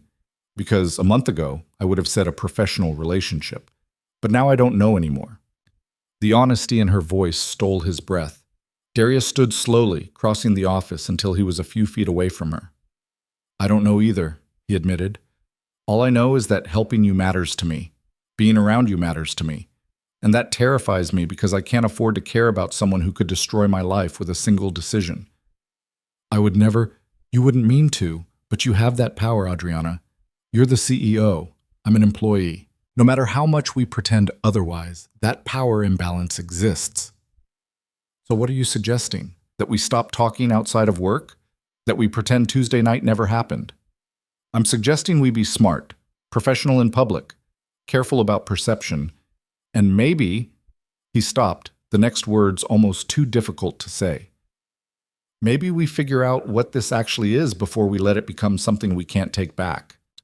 Adriana looked at him for a long moment, and he could see her mind working, analyzing, calculating risks the way she'd built her entire life around calculating risks. You're right, she said finally. As usual, you're annoyingly right. I don't want to be right about this. Neither do I, But we don't have the luxury of being reckless, do we? Not with what we both have to lose. They stood in the fading afternoon light, two people who'd found something unexpected and precious and were now being forced to handle it with caution instead of courage. I should go, Darius said. Pick up Nia. Of course, tell her. Adriana stopped herself. Never mind. Tell her what? It doesn't matter. It's not appropriate. But Darius understood what she'd been about to say. Tell her hello. Tell her someone cares about her. Tell her that the scary CEO she'd never met thought about her sometimes and hoped she was happy. I'll tell her you hope she's doing well, Darius said gently. That's appropriate enough. Adriana nodded, not trusting herself to speak. Darius left, closing the door quietly, and Adriana stood alone in her office, wondering when exactly she'd started caring so much about a 6-year-old girl she'd never met, and her father who'd somehow become the most important person in her carefully controlled world. The next few days followed a new pattern: professional distance in public, brief, careful conversations when necessary, no more late-night texts or personal revelations. It was safer this way, smarter. It was also miserable. Darius threw himself into the Meridian project implementation, working long hours, leading his team with the same excellence that had won the contract. But there was a hollowness to it now, a sense of something missing that he didn't want to examine too closely. Adriana, meanwhile, returned to her old habits, ice and distance and authority. But it felt like wearing a costume that didn't fit anymore. She'd tasted what it was like to be seen, to be understood, and going back to isolation was harder than she'd expected. On Wednesday morning, the Meridian executives returned for the contract signing. It was a formal affair with lawyers and handshakes and champagne afterward. Darius stood with his team, accepting congratulations, smiling for photos, feeling like he was watching it all from underwater. Across the room, Adriana made small talk with Richard Castellano, every inch the confident CEO.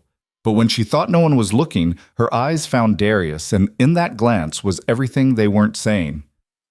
The celebration wrapped up by noon. Darius was heading back to his office when Patricia intercepted him. Mr. Cole, Miss Vale asked if you could stop by her office before you leave today. Of course. What time? She said whenever you're free. At 4:30, Darius knocked on Adriana's door, bracing himself for whatever came next. Come in. She was standing at her desk, and in her hands was a wrapped package, simple brown paper tied with string. What's this? He asked. A gift. For Nia. Adriana set it on the desk between them. I know we're being careful about boundaries, but I saw this and I couldn't resist. If it's inappropriate, tell me and I'll return it. Darius picked up the package, feeling the weight of it, the care with which it had been wrapped. What is it? Open it at home, with her. And Darius, Adriana's voice softened. Being careful doesn't mean we can't care. It just means we're smart about how we show it. He looked at her then, really looked at her, and saw the loneliness she'd been carrying for so long. The same loneliness he knew intimately from 3 years of single parenthood and grief. Thank you, he said quietly. For this, for everything. Thank you for making me want to be better. That evening, Darius gave Nia the package. She tore into it with the enthusiasm of a 6-year-old, and when she pulled out what was inside, her eyes went huge. It was a book, a beautiful hardcover about butterflies, with stunning photographs and simple, engaging text perfect for her age. But it was more than that. Tucked inside was a handwritten note on expensive stationery. Dear Naya, I heard you love butterflies. This book is about the monarch butterfly's journey, how it travels thousands of miles to find home. Sometimes the journey is hard, but the butterfly keeps going because it knows something beautiful is waiting. Your daddy tells me you're brave and strong and kind. Keep being all of those things. The world needs more people like you. With admiration, Avi. Darius read the note 3 times, his throat tight with emotion. Nia clutched the book to her chest like treasure. Daddy, who's Avi? Someone I work with. Someone who wanted you to know she thinks you're special. Can I write her a thank you note? I think she'd really like that. That night, after Nia was asleep with her butterfly book on the nightstand beside her bed, Darius sent Adriana a text. She loves it. Thank you for seeing her. The response came quickly. Thank you for letting me. And in that moment, Darius realized something that should have terrified him, but somehow didn't. Whatever was happening between him and Adriana Vale, this complicated, impossible, beautiful thing, it was already too late to stop it. They'd crossed a line neither of them could uncross. And despite all the risks, all the dangers, all the very good reasons to walk away, neither of them wanted to. The question now wasn't whether to care. It was what to do about caring in a world that would judge them for it. But that was a problem for tomorrow. Tonight, Darius fell asleep thinking about a woman who'd bought his daughter a book about butterflies finding their way home, and wondering if maybe, just maybe, they were all on that same journey. Nia's thank you note was written in crayon on construction paper, complete with drawings of butterflies in every color she owned. She'd worked on it for an hour Thursday evening, her tongue poking out in concentration, determined to make every letter perfect. "Does this look good, Daddy?" She held it up for inspection. The note read, "Dear Miss A.V., thank you for the butterfly book. It is my favorite. You are very nice. Love, Nia Cole. P.S. My daddy says you work very hard. You should come have ice cream with us sometime." Darius's heart stopped at that postscript. "Baby, I don't know if Miss Vale has time for ice cream." "But you said she's nice, and everyone likes ice cream, even people who work hard." He couldn't argue with 6-year-old logic. Friday morning, he brought the note to work, intending to leave it with Patricia. But when he arrived on the 73rd floor, Adriana was standing at Patricia's desk, discussing her schedule. She looked up as Darius approached, and for just a second, her professional mask slipped into something warmer. "Mr. Cole, good morning." "Good morning, Miss Vale." He held up the envelope. "Nia wanted me to give you this, a thank you note for the book." Adriana took it like it was made of glass. "She didn't have to do that." She insisted. "Apparently gratitude is important." He paused. "Fair warning, she may have invited you to ice cream. I tried to explain you were very busy, but she's 6 and persistent." Something flickered across Adriana's face. Longing, quickly hidden. "Ice cream sounds lovely. Tell her I said thank you for the invitation." "I will." They stood there, aware of Patricia watching, aware of the boundaries they'd agreed to maintain, aware of how hard it was to maintain them when all Darius wanted was to ask her how she was really doing, and all Adriana wanted was to say she missed their late-night conversations. "I should get to work," Darius said finally. "Of course. Have a productive day, Mr. Cole." But as he walked away, Adriana opened the envelope and read Nia's note, and something inside her chest cracked open just a little bit more. The following week settled into a rhythm that was both comfortable and agonizing. The Meridian project moved forward smoothly. Darius's team was hitting every milestone. The client was happy, and his reputation within Vision Tech was solidifying as someone who delivered results.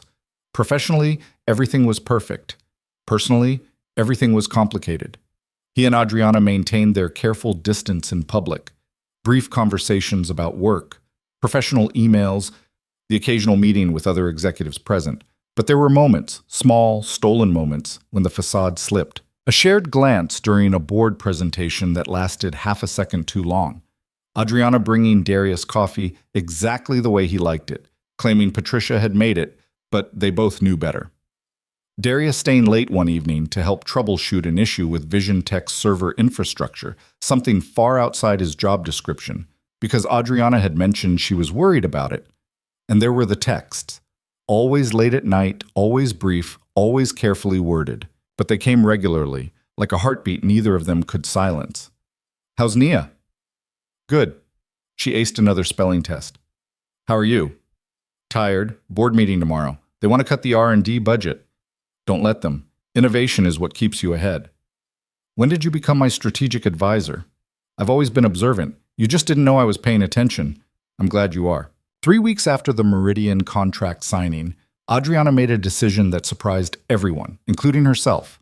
She announced at a Monday morning leadership meeting that Vision Tech would be implementing new workplace culture initiatives, starting immediately.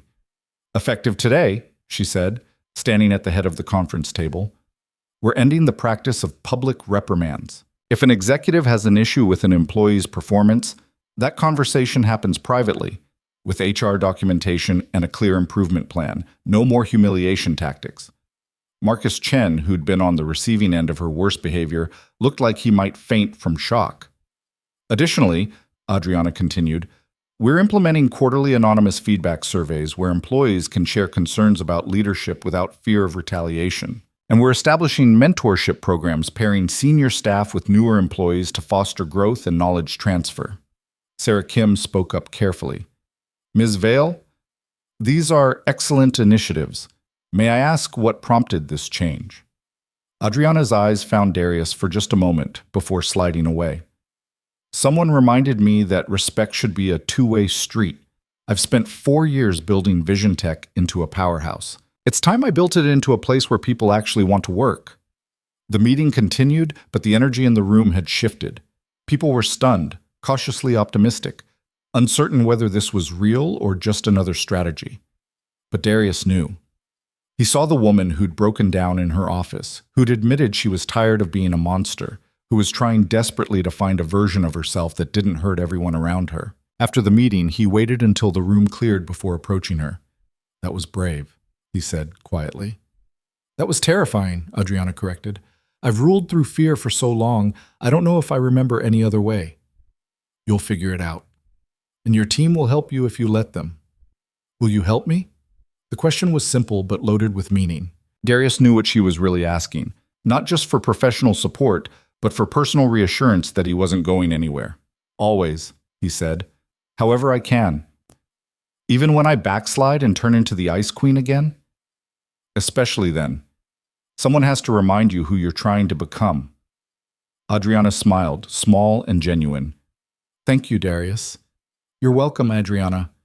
The changes didn't happen overnight, but they happened. Slowly, cautiously, the culture at Vision Tech began to shift. Employees started speaking up more in meetings. The anonymous feedback surveys revealed issues that had been festering for years, and Adriana addressed them methodically.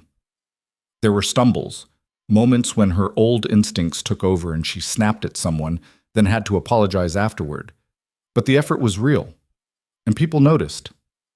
She's different, Jennifer told Darius one afternoon over coffee. I don't know what happened, but Adriana Vale is actually becoming someone I don't hate working for. She's trying, Darius said simply. Because of you, I think. People talk. They say you're the only person who's ever stood up to her and lived to tell about it. They say she respects you. She respects a lot of people. She's just learning how to show it. Jennifer gave him a knowing look. You care about her. It wasn't a question. Darius thought about denying it, but Jennifer was his friend, and she deserved honesty. I do, he admitted. More than is probably wise. Does she feel the same way? I think so. But it doesn't matter. The power dynamic, the professional implications, what it could mean for both of us if people thought something inappropriate was happening, it's too complicated. Life is complicated, Darius. Doesn't mean you should run from it. I have Nia to think about. I can't be reckless.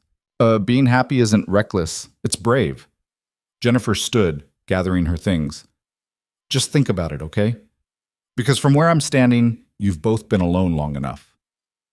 That evening, after putting Nia to bed, Darius sat on his couch and thought about Jennifer's words. He thought about Maya, about the promise he'd made to raise their daughter with love and integrity. He thought about how Maya had always believed in taking chances on things that mattered, how she'd pursued him relentlessly when they first met because she knew they were meant to be together. What would Maya tell him now? Would she want him to stay safe, to avoid risk, to raise Nia in careful isolation? Or would she want him to live, to love, to show their daughter that happiness was worth fighting for? His phone rang. Adriana's name on the screen. Hello? I know it's late. Her voice sounded strained. But can you talk? Of course. What's wrong? I just got off the phone with my mother. She called to tell me she's getting remarried. To her financial advisor, a man she's known for 6 months. Adriana laughed, but it sounded brittle. She wanted to know if I'd be her maid of honor. After not speaking to me for 2 years because I was too busy building my company to visit for Christmas. I'm sorry. Don't be. It's fine. I'm fine. She stopped, and he could hear her breathing, trying to steady herself. I wanted to hear a friendly voice. Is that pathetic? It's human, and you called the right person. Darius, do you ever wonder if we're doing the wrong thing, keeping this distance between us when all it does is make us both miserable? His heart was pounding. Every single day. Then why are we doing it? Because we're scared. Because the stakes are high. Because we care too much to risk screwing it up, Adriana finished. I know, I just wish caring didn't hurt this much. Darius closed his eyes, making a decision that was either the bravest or the most foolish thing he'd ever done. What are you doing Saturday afternoon, Shalm? He asked. Nothing important. Why? Nia and I are going to the botanical gardens. There's a butterfly exhibit she's been talking about for weeks. We'd love it if you came with us. Silence on the other end. Then softly, are you sure? I'm terrified. But yes, I'm sure. What about maintaining professional boundaries? What about being careful? I think we've been careful enough. And I think Nia deserves to meet the person who gave her that book. And I think... He stopped, gathering courage. I think I want you to see the parts of my life that matter most. If you're willing. I'm willing, Adriana whispered. More than willing. Saturday at 2. I'll text you the address. Darius, thank you for taking the risk. Thank you for being worth the risk. Saturday arrived bright and clear, the kind of late spring day that felt like a gift. Darius told Nia that morning that they'd have a special guest joining them at the gardens.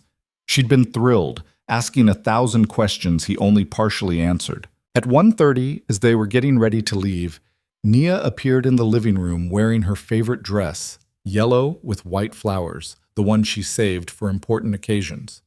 Do I look pretty, Daddy? You look beautiful, baby. Good. I want Miss A.V. to like me. She already likes you. The book proved that. But I want her to like me in person. Mrs. Chen says sometimes people are different in person than in letters. They took the subway to the botanical gardens, and Darius felt his nerves building with every stop. What if this was a mistake? What if seeing him and Nia together made Adriana realize she didn't want this kind of complication in her life? What if Nia asked difficult questions he wasn't prepared to answer? But when they arrived at the entrance and saw Adriana waiting, all his doubts evaporated. She looked nothing like the CEO who ruled Vision Tech with precision and power. She wore jeans, actual jeans, and a simple blue sweater. Her hair was down, soft around her shoulders. She had sunglasses on, but when she saw them approaching, she took them off, and the vulnerability in her eyes took his breath away. Hi, she said, nervous as a teenager. Hi, Darius replied. Adriana, this is Nia. Nia, this is Ms. Vale. Nia stepped forward, suddenly shy. Thank you for my butterfly book. It's my favorite. Adriana crouched down to Nia's level, and Darius watched something transform in her face, all the hardness melting away, replaced by genuine warmth. You're very welcome, Nia. Your thank you note was the most beautiful thing I've ever received. I have it framed on my desk at work. Really? Nia's eyes went wide. Really? I look at it every day when I need to remember what's important. What's important? Kindness, gratitude, butterflies. Adriana smiled. Are you ready to see them? Nia grabbed Adriana's hand like it was the most natural thing in the world, and the three of them walked into the gardens together. The butterfly exhibit was magical, a huge conservatory filled with flowers and streams and hundreds of butterflies in every color imaginable. Nia was enchanted, running from display to display, asking questions, pointing out every species she recognized from her book. Adriana listened to every word, engaged completely, asking her own questions and seeming genuinely interested in the answers. At one point, a monarch butterfly landed on Nia's shoulder, and she stood perfectly still, barely breathing, her face radiant with joy. Daddy, look! It chose me. It knows quality when it sees it, Adriana said, and Nia giggled. They spent 2 hours in the gardens. By the end, Nia was holding both their hands, swinging between them, chattering about how this was the best day ever, and could they do it again sometime? Please, please, please. We'll see, baby, Darius said. But he was looking at Adriana when he said it, and she was looking back, and the question in both their eyes was the same. What are we doing? Where is this going? And do we have the courage to find out? After the gardens, they got ice cream, Nia's idea, naturally, and sat at a small table outside the shop. Nia told Adriana about school, about her friends, about the class hamster babies, and whether chocolate chip or oatmeal cookies were better. What do you think, Miss Vale? Nia asked seriously. I think chocolate chip, Adriana said. But I respect the oatmeal position. You're funny. Daddy, isn't she funny? She is, Darius agreed, smiling. When it was time to go home, Nia hugged Adriana goodbye, fierce and unself-conscious. Thank you for coming with us. You're my friend now, okay? Adriana's eyes glistened. Okay, I'd be honored to be your friend.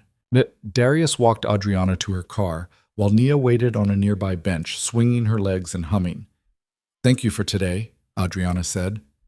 I can't remember the last time I felt this light.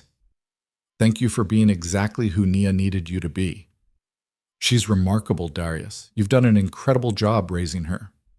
We've done an incredible job, Maya and me. He said his late wife's name deliberately, needing to acknowledge her. She would have loved today. She always believed in taking chances on happiness. Do you think she'd approve of this? Of us? I think she'd tell me not to waste time being scared when I could be living instead. Adriana stepped closer, and for a moment Darius thought she might kiss him. But instead, she just reached out and squeezed his hand. I'm falling for you, she whispered. Both of you.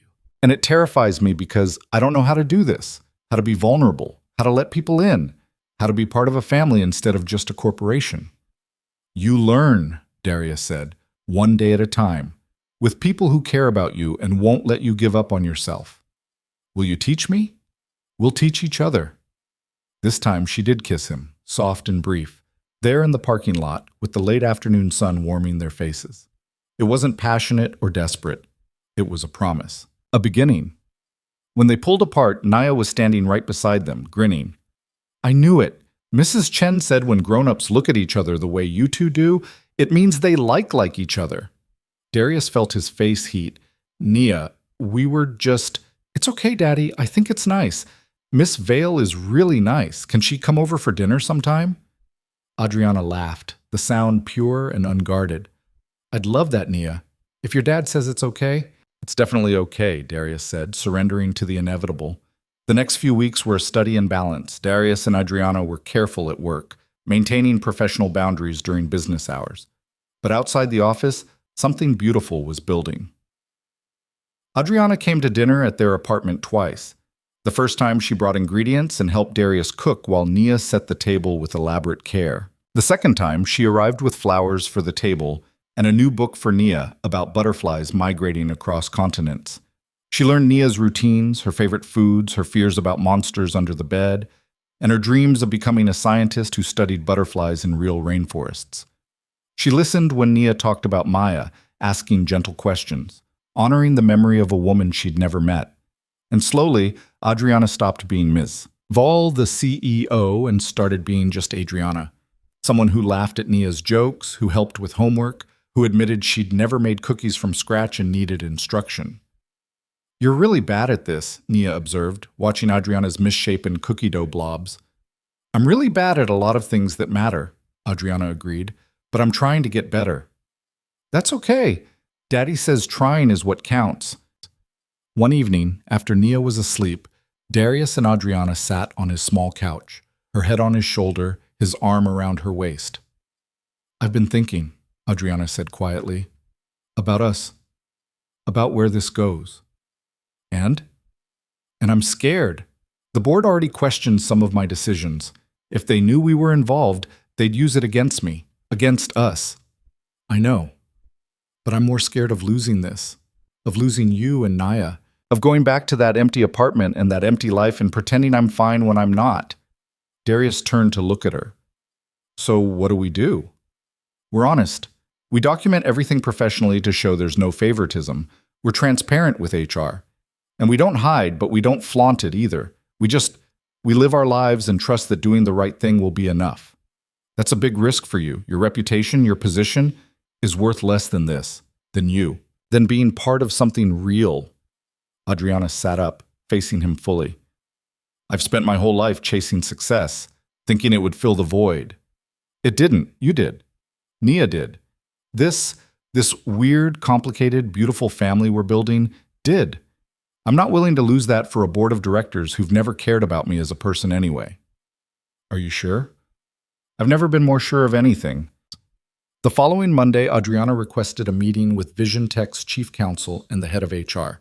Darius attended as well, both of them nervous but resolved. "I want to disclose a personal relationship," Adriana said without preamble. "Darius Cole and I have been seeing each other outside of work. It began after his promotion to senior project lead, and I want to ensure there are no conflicts of interest moving forward." The chief counsel, a woman named Margaret Torres, who'd been with the company since its founding, studied them both carefully. "Ms. Vale, you understand the optics of this could be challenging, particularly given that you personally promoted Mr. Cole." "I do. Which is why I'm suggesting that all future decisions regarding Darius's employment, promotions, raises, performance reviews, be handled by the COO and approved by the board, not by me directly. I'll recuse myself from any personnel decisions involving him. And if the board objects to this relationship," Adriana's voice was steady, "then they'll have my resignation. I won't hide who I care about to appease people who've never tried to understand me." Margaret was quiet for a moment, then nodded slowly. "I'll draft the appropriate documentation and present the situation to the board. But Ms. Vale, for what it's worth, I've worked with you for 4 years, and I've never seen you this happy. Whatever you're doing, it's working."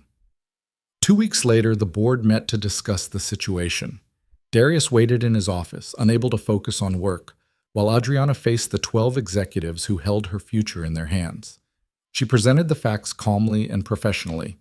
Yes, she was in a relationship with an employee. Yes, she'd promoted him, but his performance had more than justified that decision, as evidenced by the successful Meridian contract and subsequent projects. Yes, she understood the concerns, and she'd already implemented safeguards to prevent any appearance of favoritism. Richard Castellano, who sat on Vision Tech's board in addition to running Meridian Financial, spoke up. "Ms. Vale, I've watched Mr. Cole work firsthand. He's brilliant, ethical, and exactly the kind of leader any company would be lucky to have. If you promoted him because you saw his potential, that's good judgment, not nepotism." Other board members were less supportive. There were questions about professionalism, about setting precedents, about what message this sent to other employees. The discussion lasted 2 hours. Finally, the vote came. 8-4 in favor of allowing the relationship to continue, provided the safeguards remained in place, and both parties maintained absolute professional boundaries at work. When Adriana called Darius with the news, her voice was shaking with relief. "We can do this. We can actually do this." "We were always going to do this," Darius said. "The board just made it official." That weekend, they took Nia to the park. While she played on the swings, Adriana and Darius sat on a bench watching her, hands intertwined. "I never thought I'd have this," Adriana said softly. "A family. People who loved me not for what I could do for them, but just for who I am." "You're easy to love," Darius said. "You just never gave anyone the chance to show you." "I'm giving you the chance now." "I know, and I promise not to waste it." Nia ran over, breathless and grinning. "Can we get ice cream?" "Again?" Darius laughed. "We just had ice cream 2 days ago. But this is a celebration. Adriana gets to be my official almost mom now." Both adults froze. Adriana looked panicked, uncertain how to respond to a 6-year-old's blunt pronouncement. "Nia, that's not exactly," Darius started. "It's okay if you're not ready," Nia said seriously, looking at Adriana. "Mrs. Patterson says important things take time, but I think you'd be really good at it. You're already good at the important parts, like listening and bringing me books and making Daddy smile again." Adriana's eyes filled with tears. "Nia, It's okay," Nia repeated, patting her hand. "You don't have to answer now. I just wanted you to know I'd be happy if you stayed. Forever, maybe." Then she ran back to the swings, leaving 2 adults sitting in stunned silence. "I'm sorry," Darius said finally. "She doesn't understand." "She understands perfectly," Adriana interrupted, wiping her eyes. "She understands what I've been too scared to say out loud, that I want this to be forever, that I want to be part of your lives in every possible way, that I love her, and I love you." It was the first time either of them had said those words. They hung in the air, precious and terrifying. "I love you too," Darius said, his voice rough with emotion. "I have for a while now. I was just waiting for the right moment to tell you." "Is this the right moment?" "Every moment with you is the right moment." They kissed there on the park bench while Naya pretended not to watch from the swings, her gap-toothed grin visible from across the playground. The months that followed were far from perfect. There were challenges, learning to blend their lives, navigating the gossip at work, dealing with Adriana's mother's judgment and Darius's brother's skepticism. There were moments when Adriana's old instincts surfaced and she retreated into ice and control. There were moments when Darius's fear of losing everything made him pull back, but they worked through it, together, with honesty and patience and the kind of love that grows stronger through difficulty rather than weaker. Nia flourished with Adriana in her life. She had someone else to celebrate her victories, to comfort her fears, to show her what it meant to be a strong woman who could be both powerful and tender. And Adriana transformed in ways she'd never imagined possible. The Ice Queen who'd ruled through fear became a leader who ruled through inspiration. The woman who'd built walls around her heart learned to tear them down. The CEO who'd lost a child found healing in loving someone else's daughter with everything she had. 1 year after their first meeting in the boardroom, 1 year after Darius Cole had looked Adriana Vale in the eye and refused to be afraid, they stood in the botanical gardens where they'd had their first date. Nia was chasing butterflies, her laughter echoing through the conservatory.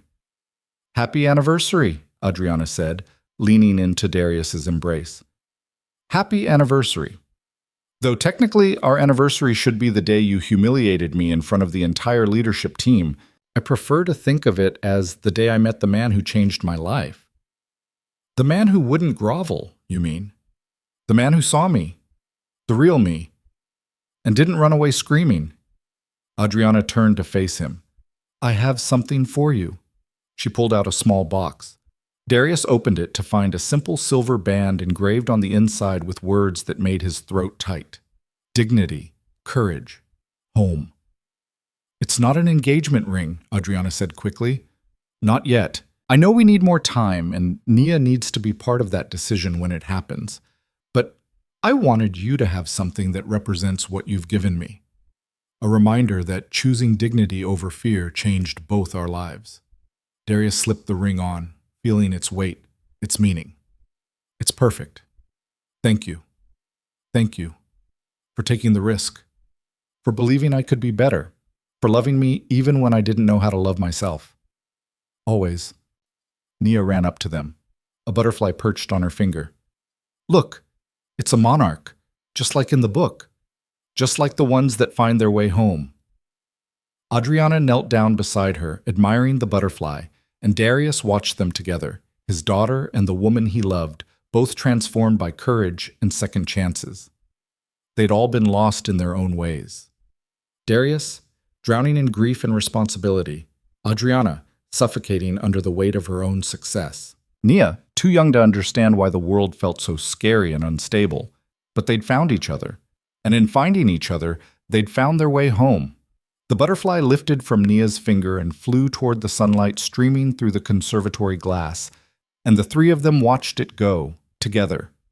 A family built not from perfection, but from the willingness to be brave when it mattered most. Somewhere in the distance, Darius could almost hear Maya's voice, approving, encouraging, loving them all enough to let them love each other. The story that had begun with humiliation in a boardroom ended here, in a garden full of butterflies, with a little girl's laughter and a woman's transformation, and a man who'd chosen dignity over survival and discovered that sometimes doing the right thing doesn't cost you everything. Sometimes it gives you everything instead.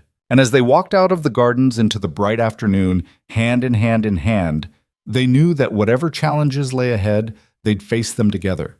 Because that's what families do. Not families built from convenience or obligation, but families built from choice, from courage, from the understanding that love, real love, is worth every risk. The Ice Queen had melted. The widower had learned to hope again. The little girl had found proof that happy endings were real. And in a city of millions, 3 people who'd been broken in different ways had become whole together, proving that sometimes the most unlikely stories turn out to be the truest ones of all.